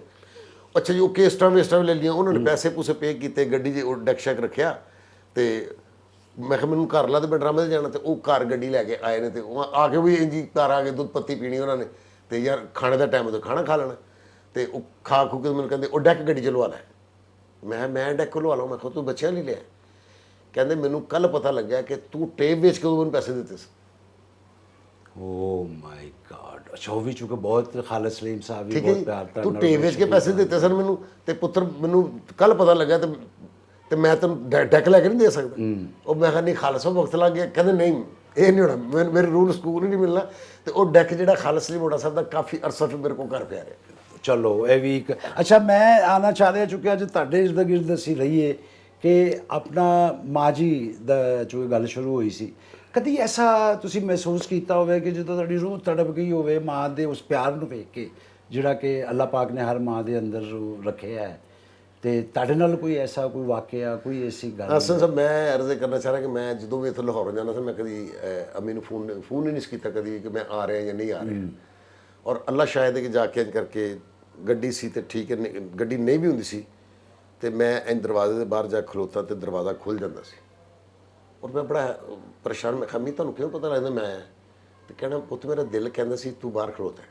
ਹਾਏ ਹਾਏ ਵਾਹ ਕਿ ਤੂੰ ਬਾਹਰ ਖੜਾ ਹੈ। ਹਾਂਜੀ। ਤੇ ਮੈਂ ਕਹਿਣਾ ਵੀ ਕਿਸ ਤਰ੍ਹਾਂ? ਕਹਿੰਦੀ ਮੈਨੂੰ ਲੱਗਾ ਜਿੱਦਾਂ ਤੂੰ ਬਾਹਰ ਖੜਾ ਹੈ। ਠੀਕ ਹੈ। ਉਹ ਜਦੋਂ ਫੌਤ ਹੋਏ ਨੇ, ਉਹਨਾਂ ਦੀ ਫੌਤਗੀ ਤੋਂ ਬਾਅਦ ਮੈਂ ਗਿਆ ਤੇ ਗੱਡੀ ਤੇ ਜਾ ਕੇ ਤੇ ਮੈਂ ਬੈਲਾਂ ਦੇ ਰਿਹਾ ਅੱਛਾ ਤੇ ਦਰਵਾਜ਼ਾ ਨਹੀਂ ਖੁੱਲਦਾ ਪਿਆ। ਓਏ ਠੀਕ ਹੈ ਜੀ। ਤੇ ਮੈਂ ਫਿਰ ਬਾਹਰੋਂ ਥੜੀ ਤੇ ਬੈ ਕੇ ਤੇ ਰੋਣ ਲੱਗ ਪਿਆ। ਮੈਂ ਕਿਹਾ ਯਾਰ ਮਾਂ ਮਰ ਗਈ। ਹਾਂਜੀ। ਤੇ ਇਹ ਮਾਵਾਂ ਜਿਹੜੀ ਹੁੰਦੀਆਂ ਨੇ ਇਹਨਾਂ ਦਾ ਕੋਈ ਇੱਕ ਪਤਾ ਨਹੀਂ ਕੀ ਇਹ ਰੱਬਤ ਹੈ ਜਾਂ ਕੀ ਅੱਲਾਹ ਤਾਲਾ ਨੇ ਰਿਸ਼ਤਾ ਬਣਾਇਆ ਹੈ। ਤੇ ਉਹ ਮਾਂ ਬਸ ਮੈਂ ਕਿਉਂਕਿ ਮੈਂ ਇੱਥੇ ਲਾਹੌਰ ਹੀ ਕੰਮ ਕਰਨਾ ਪਿਆ ਸਾਂ ਤੇ ਉਹ ਮੇਰੀ ਸਿਸਟਰ ਦੇ ਫੋਨ ਆ ਰਹੇ ਨੇ, ਅੰਮੀ ਦੀ ਤਬੀਅਤ ਨਹੀਂ ਠੀਕ ਹੈਗੀ, ਅੰਮੀ ਇੰਝ ਨੇ, ਅੰਮੀ ਇੰਝ ਨੇ। ਤੇ ਤਕਰੀਬਨ ਅੰਮੀ ਜੀ ਮਤਲਬ ਅੱਲਾਹ ਨੂੰ ਪਿਆਰੇ ਹੋ ਗਏ ਨੇ। ਤੇ ਉਹ ਮੈਂ ਜਦੋਂ ਪਹੁੰਚਿਆ, ਬਾਰਿਸ਼ ਵੀ ਉਦੋਂ ਬੜੀ ਸ਼ਦੀਦ ਪੈ ਰਹੀ ਸੀ, ਘਰ ਗਿਆ ਹਾਂ ਤੇ ਮੈਂ ਜਾ ਕੇ ਸਰਾਣੇ ਤੇ ਖਲੋਤਾ। ਮੈਂ ਦੇਖਿਆ ਅੰਮੀ, ਤੇ ਉਹਨਾਂ ਨੇ ਅੱਖ ਖੋਲ ਕੇ ਮੈਨੂੰ ਵੇਖਿਆ, ਕਹਿੰਦੇ ਆ ਗਏ ਪੁੱਤ? ਅੱਛਾ ਅੱਲਾਹ ਦੇ ਸਪੁਰਦ। ਠੀਕ ਹੈ ਜੀ। ਜਿੱਥੇ ਕਿ ਉਹ ਕਹਿ ਰਹੇ ਸਨ ਕਿ ਫੌਤ ਹੋ ਗਏ ਨੇ, ਮੇਰੇ ਜਾਣ ਤੇ ਇਹ ਮੇਰੀ ਮਾਂ ਨੇ ਮੇਰੇ ਨਾਲ ਇੰਨੀ ਗੱਲ ਕੀਤੀ ਹੈ। ਠੀਕ ਹੈ ਜੀ। ਤੇ ਉਹ ਮਾਂ ਦਾ ਪਿਆਰ ਜਿਹੜਾ ਤੁਹਾਨੂੰ ਪਤਾ ਹੀ ਫਿਰ ਕਿਸ ਤਰ੍ਹਾਂ ਮੁਮਕਿਨ ਨਹੀਂ, ਮਾਂ ਹੋਵੇ ਜਾਂ ਪਿਓ ਹੋਵੇ। ਪਿਓ ਵਾਲਦ ਸਾਹਿਬ ਮੇਰੇ ਦੇਖੋ ਕਿਉਂਕਿ ਦੱਸਿਆ ਤੁਹਾਨੂੰ ਮੱਝਾਂ ਕਾਫੀ ਸਾਰਾ ਕੁਛ ਹੁੰਦਾ ਸੀ, ਤਾਂ ਡਿਊਟੀ ਮੇਰੀ ਹੁੰਦੀ ਸੀ ਕਿ ਯਾਰ ਮੱਝਾਂ ਨੂੰ ਪਾਣੀ ਤੂੰ ਪਿਆਣਾ। 15-15 20-20 ਮੱਝਾਂ। ਤੇ ਉਦੋਂ ਕੋਈ ਮੋਟਰ ਸ਼ੋਟਰ ਦਾ ਨਿਜ਼ਾਮ ਨਹੀਂ ਸੀ, ਨਲਕਾ ਦੁਪਹਿਰਾਂ ਨੂੰ ਮੈਂ ਗੇੜ ਕੇ ਉਹਨਾਂ ਨੂੰ ਡਰਮ ਭਰ ਕੇ ਤੇ ਪਾਣੀ ਪਿਆਣਾ। ਤੇ ਉਹ ਮੱਝ ਇੱਕ ਪੂਰਾ ਡਰਮ ਪੀ ਜਾਂਦੀ ਸੀ। ਉਹ ਵਿੱਚ ਮੈਂ ਕਿਤੇ ਅੱਕ ਜਾਣਾ, ਜਦੋਂ ਮੈਂ ਅੱਕ ਜਾਣਾ ਤੇ ਮੈਂ ਨਾ ਉਹ ਮੱਝ ਦੇ ਮੂੰਹ ਤੇ ਸੰਗਲ ਮਾਰ ਦੇਣਾ ਵੀ ਉਹਨੇ ਅੱਧਾ ਪੀਤਾ ਨਹੀਂ ਪੀਤਾ, ਉਹਨੂੰ ਮੈਂ ਇਸ ਤਰ੍ਹਾਂ ਹੀ ਬੰਨ੍ਹ ਦੇਣਾ ਪਿਆਸੀ ਨੂੰ। ਤੇ ਵਾਲਾ ਸਾਹਿਬ ਜੋ ਸ਼ਾਮ ਨੂੰ ਆਉਂਦੇ ਹੁੰਦੇ ਸੀ ਨਾ, ਤਾਂ ਉਹ ਇੰਝ ਕਰਕੇ ਹੱਥ ਦੇ ਉਸ ਹਵੇਲੀ ਦੇ ਉੱਤੇ ਆ ਕੇ ਨਾ ਇੱਕ ਜਗ੍ਹਾ ਤੇ ਅਸੀਂ ਲੱਤ ਰੱਖ ਕੇ ਬਨੇਰੇ ਜਿਹੇ ਤੇ ਉਹਨਾਂ ਨੇ ਮੈਨੂੰ ਕਹਿਣਾ ਮੱਝਾਂ ਬਾਹਰ ਕੱਢ ਸਾਰੀਆਂ। ਉਹ ਮੈਂ ਸਾਰੀਆਂ ਮੱਝਾਂ ਕੱਢਣੀਆਂ ਤਾਂ ਉਹਨਾਂ ਨੂੰ ਉੱਤੋਂ ਖਲੋ ਕੇ ਵੇਖਣਾ ਸਾਰੀਆਂ ਨੂੰ ਪਾਣੀ ਪਿਆਇਆ। ਤੇ ਮੈਂ ਕਹਿਣਾ ਹਾਂਜੀ ਪਿਆਇਆ ਸਾਰਿਆਂ ਨੂੰ। ਮੈਂ ਹਾਂਜੀ ਪਿਆਇਆ। ਉਹਨਾਂ ਨੂੰ ਉੱਤੋਂ ਇਸ਼ਾਰੇ ਨਾਲ ਕਹਿਣਾ ਅੱਛਾ ਉਹ ਮੱਝ ਕੱਢ, ਉਹ ਕੱਢ, ਉਹ ਕੱਢ। ਇਹਨਾਂ ਨੂੰ ਦੁਬਾਰਾ ਪਾਣੀ ਪਿਆ। ਯਾਨੀ ਕਿ ਉਹਨਾਂ ਨੂੰ ਪਤਾ ਲੱਗ ਜਾਂਦਾ ਸੀ ਜਿਨ੍ਹਾਂ ਦੇ ਮੂੰਹ ਤੋਂ ਮੈਂ ਸੰਗਲ ਮਾਰਿਆ ਹੁੰਦਾ ਸੀ। ਹਾਏ ਰੱਜ ਕੇ। ਠੀਕ ਹੈ ਜੀ। ਉਹ ਉੱਤੋਂ ਖਲੋ ਕੇ ਵੇਖ ਕੇ ਮੈਨੂੰ ਕਹਿੰਦੇ ਉਹ ਕੱਢ ਲੈ। ਉਹਨਾਂ ਜਦੋਂ ਦੁਬਾਰਾ ਪਾਣੀ ਫਿਰ ਪੀ ਲੈਣਾ ਡਰਮ ਫਿਰ ਮੈਨੂੰ ਮਾਰ ਪੈਣੀ ਕਿ ਜੇ ਇਹਨਾਂ ਨੇ ਪੀਤਾ ਸੀ ਤੇ ਫਿਰ ਇਹਨਾਂ ਨੇ ਕਿਉਂ ਪੀਤਾ? ਉਹ ਨਫ਼ਰਤ ਨਾ ਕਰਿਆ ਕਰ, ਡੰਗਰਾਂ ਨਾਲ ਨਫ਼ਰਤ ਨਾ ਕਰਿਆ ਕਰ। ਇਹ ਤੂੰ ਨਫ਼ਰਤ ਕਰਨਾ ਨਾ ਤੇ ਪੁੱਤਰ ਅੱਲਾ ਕੋ ਡਰ ਕੇ ਇੱਕ ਦਿਨ ਹੋਏਗਾ ਕਿ ਕਹਿੰਦੇ ਇਸ ਹਵੇਲੀ 'ਚ ਨਾ ਕੁੱਤੇ ਭੌਂਕਣਗੇ। ਇਹ ਮੈਂ ਗੱਲ ਇਸ ਲਈ ਸੁਣਨਾ ਚਾਹ ਰਿਹਾ ਕਿ ਵਾਲਦਾ ਦੀ ਗੱਲ ਨਾ ਬੜੇ ਗੌਰ ਨਾਲ ਔਰ ਸੁਣਨੀ ਚਾਹੀਦੀ ਹੈ। ਜੋ ਉਹਨਾਂ ਨੇ ਫਰਮਾਇਆ ਨਾ ਉਹ ਖੁਦਾ ਦੀ ਕਸਮੇ ਬਾਅਦ ਚੰਜ ਲੱਗਦਾ ਜਿਵੇਂ ਕੋਈ ਫਰਿਸ਼ਤੇ ਸਨ। ਮੈਂ ਕਿਹਾ ਐਵੇਂ ਲੱਗੇ ਨੇ ਕੁੱਤੇ ਭੌਂਕਣਗੇ ਹਵੇਲੀ 'ਚ, ਇੱਥੇ ਤੇ ਰੌਣਕ ਲੱਗੀ ਦੀ ਨਹੀਂ ਮੱਝਾਂ ਨੇ। ਉਹ ਜਿਸ ਦਿਨ ਫੌਤ ਹੋਏ ਨੇ ਉਸ ਦਿਨ ਸਾਡੇ ਕੋਲ ਇੱਕ ਮੱਝ ਘਰ ਦੀ ਸੀ ਤੇ ਇੱਕ ਵੇਚੀ ਹੋਈ ਸੀ, ਉਹ ਬੰਦੇ ਨੇ ਲੈਣਾ ਨਹੀਂ ਸੀ, ਉਹ ਵੀ ਲੈ ਗਏ। ਇੱਕ ਮੱਝ ਰਹਿ ਗਈ। ਠੀਕ ਹੈ ਜੀ। ਤੇ ਮੇਰੇ ਵਾਲਾ ਸਾਹਿਬ ਰੱਤਾ ਜੀ ਫੌਤ ਹੋਏ ਤੇ ਮੈਂ ਨਾ ਬਿਲਕੁਲ ਮੈਨੂੰ ਸਮਝ ਹੀ ਨਹੀਂ, ਮੈਂ ਸਖਤੇ ਜੇ ਚਲਾ ਗਿਆ ਸੀ ਯਾਰ ਇਹ ਕਿਵੇਂ ਹੋ ਗਿਆ ਵੀ ਇਹ ਮੇਰਾ ਵਾਲਾ ਮੇਰੇ ਰੱਤਾ ਜੀ ਅੱਲਾ ਨੂੰ ਪਿਆਰਾ ਹੋ ਗਿਆ ਤੇ ਮੈਂ ਰੋਇਆ ਹੀ ਨਹੀਂ। ਉਹ ਉਸ ਦਿਨ ਮੈਂ ਜਾ ਕੇ ਨਾ ਹਵੇਲੀ ਦੀ ਉਸੇ ਜਿਹੜੀ ਬੜੀਆ ਸੀ ਬੰਨਾ ਜਾਂ ਤੋਂ ਉਹਦੇ ਤੇ ਲੇਟਿਆ, ਇੱਕ ਮੱਝ ਉਸ ਹੱਥ 'ਚ ਔਰ ਪੂਰਾ ਹਵੇਲੀ ਖਾਲੀ, ਕੋਈ ਮੱਝ ਨਹੀਂ ਉੱਥੇ, ਤੇ ਮੈਨੂੰ ਕੁੱਤਿਆਂ ਦੇ ਭੌਂਕਣ ਦੀ ਆਵਾਜ਼ ਆਈ। ਇਹ ਕੋਲਾਂ ਤੋਂ ਕੋਈ ਦੂਸਰੇ ਦਿਨ ਦੀ ਗੱਲ ਹੈ, ਠੀਕ ਹੈ ਜੀ। ਤੇ ਮੈਂ ਉਸੇ ਹਵੇਲੀ ਦੇ ਫਿਰ ਅੰਦਰ ਵੜ ਗਿਆ ਤੇ ਮੈਂ ਫਿਰ ਰੋਇਆ। ਮੈਂ ਕਿਹਾ ਯਾਰ ਸਮਝ ਆਣੀ ਸ਼ੁਰੂ ਹੋ ਗਈ, ਫੌਰੀ ਸਮਝ ਆਣੀ ਸ਼ੁਰੂ ਹੋ ਗਈ ਕਿ ਯਾਰ ਜੋ ਬਜ਼ੁਰਗਾਂ ਨੇ ਫਰਮਾਇਆ ਨਾ ਇਹ ਬਿਲਕੁਲ ਸਹੀ ਹੁੰਦਾ, ਇਹਦੇ ਤੇ ਅਮਲ ਕਰਨਾ ਚਾਹੀਦਾ ਹੈ। ਵਕਤੀ ਤੌਰ ਤੇ ਉਹ ਯਾਰ ਲੱਗਾ ਬਾਬਾ ਲੱਗਾ ਜਾਂ ਬਜ਼ੁਰਗ ਲੱਗਾ ਕਹਿ ਰਿਹਾ ਤੇ ਇਹ ਕਿਹੜੀ ਗੱਲ ਹੈ, ਠੀਕ, ਇਸ ਗੱਲ ਤੇ ਅਮਲ ਕਰਨਾ। ਵਾਲਦੈਨ ਜ਼ਿੰਦਾ ਸਨ, ਵਾਲਦ ਸਾਹਿਬ ਪਿੱਛੇ ਪਿੱਛੇ, ਤੁਸੀਂ ਅੱਗੇ ਅੱਗੇ, ਮਾਂ ਨੂੰ ਕਹਿਣਾ ਉਹਨੇ ਉਹੀ ਗੱਲ ਸੱਚ ਸਮਝ ਲੈਣੀ ਔਰ ਜ਼ਿੰਦਗੀ ਚੱਲਦੀ ਰਹੀ। ਉਹ ਨਹੀਂ ਨੇ, ਮੈਂ ਕਹਿੰਦਾ ਚਲੇ ਗਏ। ਹੁਣ ਕੀ ਹੈ? ਕੁਛ ਵੀ ਨਹੀਂ। ਮੈਂ ਕਹਿੰਦਾ ਉਹ ਜਦੋਂ ਕਿਤੇ ਉਹ ਪੋਰਸ਼ਨ ਯਾਦ ਆ ਜਾਂਦਾ ਨਾ ਤੇ ਫਿਰ ਕੋਈ ਦਿਲ ਨਹੀਂ ਕਰਦਾ ਕਿਸੇ ਪਾਸੇ, ਕੋਈ ਰੂਹ ਨਹੀਂ ਲੱਗਦੀ ਫਿਰ ਕਿ ਯਾਰ ਇਹ ਕੋਈ ਗੱਲ ਨਹੀਂ। ਮਤਲਬ ਰਿਸ਼ਤੇ ਤੇ ਹੁੰਦੇ ਨੇ ਸੱਜੇ ਖੱਬੇ ਇਨਸਾਨ ਦੇ ਖਲੋਤੇ ਨੇ, ਔਲਾਦ ਹੈ, ਬੀਵੀ ਹੈ, ਸਭ ਕੁਛ ਹੈ, ਮਗਰ ਉਹ ਮੇਰਾ ਖਿਆਲ ਕਿ ਉਹ ਫੀਲਿੰਗ ਨਹੀਂ ਹੈਗੀ, ਉਹ ਕਿਸੇ 'ਚ ਉਹ ਫੀਲਿੰਗ ਨਹੀਂ ਹੈਗੀ ਉਹ ਜਿਹੜੀ ਮਾਂ ਪਿਓ 'ਚ ਹੁੰਦੀ ਨਾ। ਠੀਕ ਹੈ, ਕਰ ਰਹੇ ਨੇ ਸਾਰੇ, ਕੇਅਰ ਕਰ ਰਹੇ, ਅਸੀਂ ਵੀ ਆਪਣੀ ਡਿਊਟੀ ਕਰ ਰਹੇ ਜਿੰਨੀ ਇਮਾਨਦਾਰ ਨਾਲ ਸਾਡੇ ਕੋਲ ਹੋ ਰਹੀ ਹੈ, ਠੀਕ ਹੈ ਜੀ। ਤੇ ਉਹ ਇਸੇ ਤਰ੍ਹਾਂ ਹੀ ਹਸਨ ਸਾਹਿਬ ਕਿ ਇਹ ਵਾਲਦਾ, ਮੈਨੂੰ ਵਾਲਦਾ ਦੀ ਗੱਲ ਯਾਦ ਹੈ, ਫਿਲਮ ਚੂੜੀਆਂ ਲੱਗੀ ਤੇ ਲੋਕਾਂ ਨੇ ਕਿਹਾ ਤੇਰਾ ਪੁੱਤਰ ਫਿਲਮ 'ਚ ਆ ਗਿਆ, ਤੇ ਉਹ ਕਿਤੇ ਚੋਰੀ ਜਾ ਕੇ ਅੰਮੀ ਫਿਲਮ ਵੇਖ ਆਈ। ਅੱਛਾ। ਤੇ ਮੈਨੂੰ ਪਤਾ ਲੱਗ ਗਿਆ ਕਿ ਅੰਮੀ ਫਿਲਮ ਵੇਖ ਆਈ। ਤੇ ਹੁਣ ਮੈਂ ਘਰ ਗਿਆ, ਮੈਂ ਕਿਹਾ ਮੈਨੂੰ ਪਤਾ ਲੱਗ ਗਿਆ ਤੁਸੀਂ ਸਿਨੇਮੇ ਗਏ ਹੋ। ਤੇ ਅੱਗੇ ਮੇਰੇ ਹਾਜ਼ਰ ਪੁੱਤ ਦੇ ਹੈ ਰਿਸ਼ਤੇਦਾਰਾਂ ਦੀ ਗੱਲ ਦਾ ਨਾ ਪਤਾ ਲੱਗੇ ਮੈਂ ਸਿਨੇਮੇ ਗਈ ਮੈਂ ਤੂੰ ਸਿਨੇਮੇ ਤੇ ਗਈ ਹੈ ਫਿਲਮ ਵੇਖੀ? ਨਹੀਂ ਮੈਂ ਗਈ ਤੇ ਹੈ। ਹੁਣ ਦੇਖ ਇੱਥੇ ਰਿਸ਼ਤੇਦਾਰਾਂ ਨੂੰ ਪਤਾ ਲੱਗ ਕਿੱਡੀ ਮਾੜੀ ਗੱਲ, ਕੀ ਕਹਿਣਗੇ ਹੈ ਮੈਂ ਸਿਨੇਮੇ ਗਈ ਹੈ। ਹਾਂਜੀ, ਮੈਂ ਖੁਦਾ ਦੀ ਕਸਮ ਬਲੈਕਮੇਲ ਕੀਤਾ, ਮੈਂ ਨਹੀਂ ਫਿਰ ਠੀਕ ਹੈ ਮੈਨੂੰ ਤੁਸੀਂ ਪੈਸੇ ਦਿਓ ਤੇ ਮੈਂ ਨਹੀਂ ਦੱਸਾਂਗਾ, ਤੂੰ ਪੈਸੇ ਲੈ ਲੈ, ਕਿਸੇ ਨਾਲ ਜ਼ਿਕਰ ਨਾ ਕਰੀ ਮੇਰੇ ਤੇ ਮੈਂ ਪੈਸੇ ਲੈਂਦਾ ਰਿਹਾ ਇਹ ਵੀ ਕਿ ਤੂੰ ਮੈਂ ਵਰਨਾ ਦੱਸ ਦੇਗਾ। ਉਹ ਕਿਤੇ ਵੀ ਕੋਈ ਐਸੀ ਗੱਲ ਹੋਈ ਤੇ ਮੈਂ ਮਨਾ ਲਿਆ, ਅੰਮੀ ਫਿਰ ਦੱਸਾਂ ਇਹ ਗੱਲ ਨਹੀਂ ਕਰਨੀ। ਵੀ ਸਿੱਧੇ ਭੋਲੇ ਲੋਕ, ਭੋਲੇ ਲੋਕ। ਮੈਨੂੰ ਆਪਣੀ ਨਾਨੀ ਦੀ ਗੱਲ ਯਾਦ, ਮੇਰੀ ਨਾਨੀ ਨੇ ਨਾ ਬਸ਼ੀਰਾ ਫਿਲਮ ਸੀ ਸੁਲਤਾਨ ਰਾਏ ਸਾਹਿਬ ਦੀ, ਤੇ ਮੈਂ ਛੋਟਾ ਜਿਹਾ ਸੀ ਉਦੋਂ, ਤੇ ਮੈਨੂੰ ਨਾਨੀ ਨੇ ਨਾ ਬਹਾਨੇ ਨਾਲ ਲਿਆ, ਉਹਦੇ 'ਚ ਕੋਈ ਗਾਣਾ ਸੀ ਕੰਦਾ ਡੋਲੀ ਨੂੰ ਦੇ ਜਾ ਵੀਰਵੇ, ਤੇ ਉਹ ਭੈਣ ਭਰਾ ਦੇ ਸੈਂਟੀਮੈਂਟਸ ਤੇ ਦਾਦੀ ਨੂੰ ਭਰਾ ਬੜਾ ਯਾਦ ਆਵੇ। ਉਹਨੇ ਕਿਹਾ ਮੈਂ ਰੇਡੀਓ ਤੇ ਗਾਣਾ ਫਿਲਮ ਵੇਖਣੀ, ਉਹ ਬਹਾਨੇ ਨਾਲ ਮੈਨੂੰ ਲਿਆ ਕੇ ਤੇ ਮੈਨੂੰ ਉਹਨੇ ਝੂਠ ਸਿਖਾਇਆ ਕਿ ਬਸ ਤੂੰ ਘਰ ਜਾ ਕੇ ਇਹ ਦੱਸਣਾ ਕਿ ਸੀ ਉਹ ਖਾਲਾ ਲਗੇ ਸਸੀ ਜੀ ਹੋਇਆ ਸੀ ਉਹ। ਬਹਰਹਾਲ ਅੱਛਾ ਸਰਦਾਰ ਸਾਹਿਬ, ਇਹ ਉਦੋਂ ਦੇ ਸਾਦਾ ਲੋਕ, ਜ਼ਿੰਦਗੀ ਚੱਲਦੀ ਰਹੀ, ਮਾਂ ਬਾਪ ਅੱਲਾਹ ਪਾਕ ਸਭ ਦੇ ਮਾਂ ਬਾਪ ਨੂੰ ਕਾਇਮ ਰੱਖੇ। ਉਸ ਤੋਂ ਬਾਅਦ ਸਰਦਾਰ ਸਾਹਿਬ ਤੁਸੀਂ ਹੁਣ ਚੁੱਕੇ ਸ਼ੌਕ ਤੁਹਾਨੂੰ ਸ਼ੁਰੂ ਤੋਂ ਹੀ ਸੀ ਇਸ ਕੰਮ ਦਾ, ਹੁਣ ਕੋਈ ਸਟਰਗਲ ਤੁਹਾਡੀ ਜਦੋਂ ਸ਼ੁਰੂ ਹੋਈ? ਅੱਛਾ, ਜੋ ਗੱਲ ਵਿੱਚ ਖਤਮ ਹੋ ਗਈ ਸੀ, ਮੈਂ ਅਰਜ਼ ਕਰ ਰਿਹਾ ਸੀ ਕਿ ਮੈਂ ਚੋਰੀ ਕੰਮ ਕਰਦਾ ਰਿਹਾ ਕਾਫੀ ਅਰਸਾ। ਕਦੀ ਝੂਠ ਬੋਲ ਜਾਣਾ ਮੀਨਾ ਕਿ ਮੈਂ ਇਹ ਕਰ ਰਿਹਾ, ਕਦੀ ਇਹ ਕਰ ਰਿਹਾ, ਕੋਈ ਮਤਲਬ ਪਜ਼ੀਰਾਈ ਨਹੀਂ ਸੀ ਮੇਰੀ, ਜ਼ਲਾਲਤ ਹੀ ਹੋ ਰਹੀ ਸੀ, ਮਤਲਬ ਕੋਈ ਰਾਹ ਨਹੀਂ ਸੀ ਨਜ਼ਰ ਆ ਰਿਹਾ। ਉਹ ਫਿਰ ਇੱਕ ਦਿਨ ਮੈਂ ਨਾ ਪੈਰ ਫੜ ਲਏ, ਮੈਂ ਕਿਹਾ ਮੈਂ ਕਰਨਾ ਚਾਹੁੰਦਾ, ਮੈਂ ਡਰਾਮੇ 'ਚ ਕੰਮ ਕਰਨਾ ਚਾਹੁੰਦਾ। ਉਹਨਾਂ ਨੂੰ ਨਹੀਂ ਸੀ ਪਤਾ, ਕਹਿੰਦੇ ਪੁੱਤ ਮੈਨੂੰ ਤਾਂ ਨਹੀਂ ਪਤਾ ਵੀ ਤੂੰ ਕੀ ਕਰਨਾ ਚਾਹੁੰਦਾ। ਅੱਛਾ, ਜੋ ਵੀ ਤੂੰ ਕਰਨਾ ਚਾਹੁੰਦਾ ਨਾ ਅੱਲਾ ਸੋਹਣਾ ਤੇਰੇ ਲਈ ਚੰਗਾ ਕਰ ਦੇ, ਠੀਕ ਹੈ ਜੀ। ਅੱਛਾ, ਮੇਰਾ ਖਿਆਲ ਕਿ ਉਹ ਜਿਹੜੇ ਲਫ਼ਜ਼ ਮੇਰੀ ਮਾਂ ਦੇ ਸੀ, ਉਸ ਤੋਂ ਬਾਅਦ ਫਿਰ ਮੇਰਾ ਅੱਲਾ ਨੇ ਐਡਾ ਸੋਹਣੇ ਰਸਤੇ ਖੋਲੇ ਨੇ, ਇਤਨੇ ਸੋਹਣਾ ਜੋ ਵੀ ਤੁਹਾਡੇ ਸਾਹਮਣੇ, ਠੀਕ ਹੈ ਜੀ। ਮੈਂ ਸਮਝਿਆ ਕਿ ਉਹ ਮੇਰੀ ਮਾਂ ਦੀ ਵੀ ਦੁਆ ਸੀ। ਹਾਂ, ਬੇਸ਼ੱਕ ਮਾਂ ਬਾਪ ਦੀਆਂ ਦੁਆਵਾਂ ਹੁੰਦੀਆਂ, ਕਿਉਂਕਿ ਕਾਮਯਾਬੀ ਦਾ ਰਾਜ਼ ਇਹਨਾਂ ਦੁਆਵਾਂ 'ਚ। ਇਤਨੇ ਪਿਆਰੇ ਲੋਕ। ਮੈਂ ਅਸਲ ਸਭ ਫਿਲਮ ਬਣਾ ਰਹੇ ਸੀ ਉਦੋਂ, ਅਸੀਂ ਮੁੰਡਾ ਸ਼ਰਾਰਤੀ ਤੇ ਫੋਟੋ ਸੈਟ ਲਗਾਉਣਾ ਸੀ ਇੱਥੇ ਰਾਇਲ ਪਾਰਕ ਤੇ ਮੈਂ ਫੋਨ ਕੀਤਾ ਦੁਆ ਲਈ, ਮੈਂ ਕਿਹਾ ਮੈਂ ਦੁਆ ਕਰ ਰਿਹਾ, ਮੇਰੇ ਕੋਲ ਪੈਸੇ ਨਹੀਂ ਹੈ, ਕੱਲ ਫੋਟੋ ਸੈਟ ਲੱਗਣਾ। ਅੱਛਾ ਪੁੱਤ, ਹੁਣ ਉਹਨਾਂ ਨੂੰ ਕਿੰਨੀ ਗੱਲ ਯਾਦ ਰਹੇਗੀ ਕਿ ਮੇਰੇ ਕੋਲ ਪੈਸੇ ਨਹੀਂ ਹੈਗੇ। ਤੇ ਮੈਂ ਉੱਥੇ ਦਫ਼ਤਰ ਹੀ ਸੀ ਤੇ ਮੈਨੂੰ ਕੋਈ ਮੁੰਡਾ ਕਹਿ ਰਿਹਾ ਤੁਹਾਡੀ ਵਾਲਦਾ ਰਾਇਲ ਪਾਰਕ ਆਈ। ਮੈਂ ਕਿਹਾ ਮੇਰੀ ਵਾਲਦਾ ਰਾਇਲ ਪਾਰਕ ਕਿਵੇਂ ਆ ਗਈ ਵੀ? ਮੈਂ ਆਨਣ ਫਾਨਣ ਥੱਲੇ ਉਤਰਿਆ ਤੇ ਅੰਮੀ ਤੇ ਨਾਲ ਮੇਰਾ ਭਾਂਜਾ ਸ਼ਹਜ਼ਾਦ, ਠੀਕ ਹੈ ਜੀ, ਦੋਵੇਂ ਉੱਥੇ। ਉਹ ਮੈਂ ਕਿਹਾ ਖੈਰ ਤੁਸੀਂ ਕਿੱਧਰ? ਕਹਿੰਦੀ ਪੁੱਤ ਤੂੰ ਕਿਹਾ ਸੀ ਨਾ ਮੇਰੇ ਕੋਲ ਪੈਸੇ ਹੈ ਨਹੀਂ, ਤੇ ਮੈਂ ਤਾਂ ਰਾਤ ਸੁੱਤੀ ਨਹੀਂ, ਮੈਂ ਤਾਂ ਸ਼ਹਜ਼ਾਦ ਨੂੰ ਤੇ ਇਹ ਪੈਸੇ ਮੈਂ ਲੈ ਕੇ ਆਈ ਹਾਂ। ਤੋ ਫੋਟੋ ਸੈਟ ਲੱਗ ਗਿਆ, ਸਾਰਾ ਕੰਮ ਹੋ ਗਿਆ ਹੋਇਆ ਸੀ। ਇਹ ਫੀਲਿੰਗ ਕਿੱਥੋਂ ਆਣੀ ਹੈ? ਇਹ ਕਿੱਥੋਂ ਲੱਭਣਾ ਪਿਆ? ਵਾਕਈ ਨਹੀਂ, ਇਹ ਪਿਆਰ ਨਹੀਂ ਲੱਭ ਸਕਦਾ। ਇਹ ਐਸੀ ਫੀਲਿੰਗ ਹੈ, ਇਹਦੇ ਤੇ ਖੈਰ ਉਹੀ ਹੈ ਕਿ ਵਕਤ ਹੋਵੇ ਤੇ ਇਹ ਗੱਲਾਂ ਨਾ ਮੁੱਕਣ ਵਾਲੀਆਂ ਨੇ।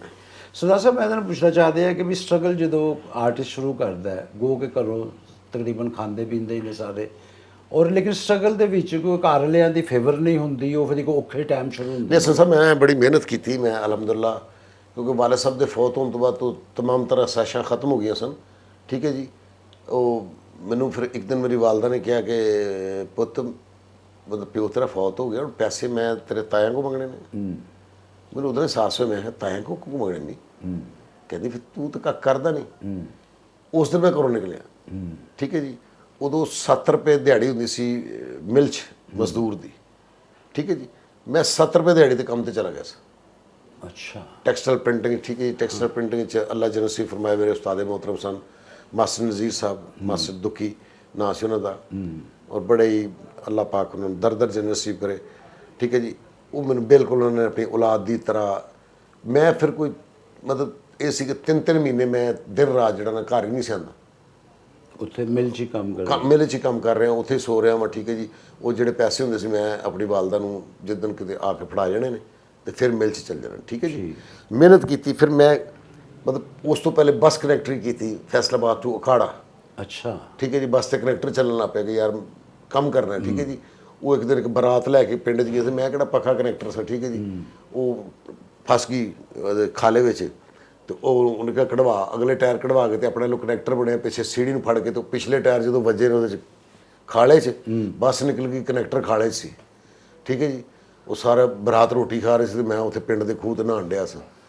ਉਸ ਦਿਨ ਫਿਰ ਮੈਂ ਇਰਾਦਾ ਕੀਤਾ, ਮੈਂ ਕਿਹਾ ਯਾਰ ਕਨੈਕਟਰ ਵੀ ਮੈਂ ਨਹੀਂ ਬਣ ਸਕਦਾ। ਫਿਰ ਮੈਂ ਕਮਾਨੀਆਂ ਦਾ ਕੰਮ ਕਰਨ ਲੱਗ ਪਿਆ, ਟਰੱਕਾਂ ਦਾ। ਠੀਕ ਹੈ ਜੀ।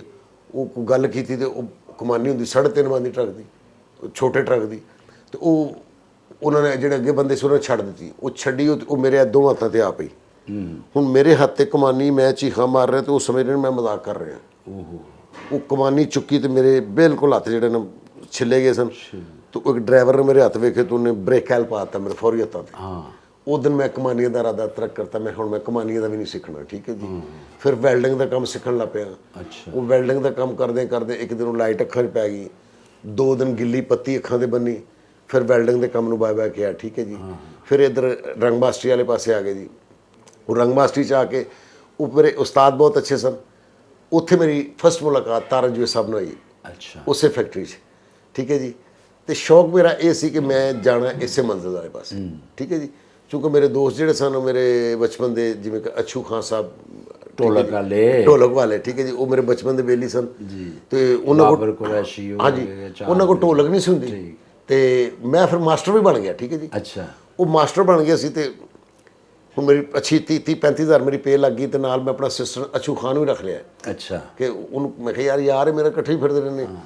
ਹੁਣ ਮਾਸਟਰ ਦੀ ਇੱਕ ਬੜੀ ਇੱਜ਼ਤ ਹੁੰਦੀ ਫੈਕਟਰੀ 'ਚ ਕਿ ਜੋ ਮਤਲਬ ਜਿਹੜਾ ਸਭ ਤੋਂ ਅੱਪਰ ਮਾਸਟਰ ਹੀ ਹੈ। ਉਹ ਫੈਕਟਰੀ ਦੇ ਮਾਲਕ ਸਨ ਜੀ, ਉਹਨਾਂ ਦੇ ਵਾਲੇ ਸਾਹਿਬ ਜਦੋਂ ਨਿਕਲਦੇ ਸਨ ਤੇ ਉਹਨਾਂ ਦੇ ਹੱਥ 'ਚ ਲੋਟਾ ਹੁੰਦਾ ਸੀ। ਉਹਨਾਂ ਮੈਨੂੰ ਆਵਾਜ਼ ਦੇਣੀ, ਮਾਸਟਰਾ ਇਹਦਾ ਲੋਟਾ ਹੀ ਪਾਣੀ ਭਰ ਦੇ।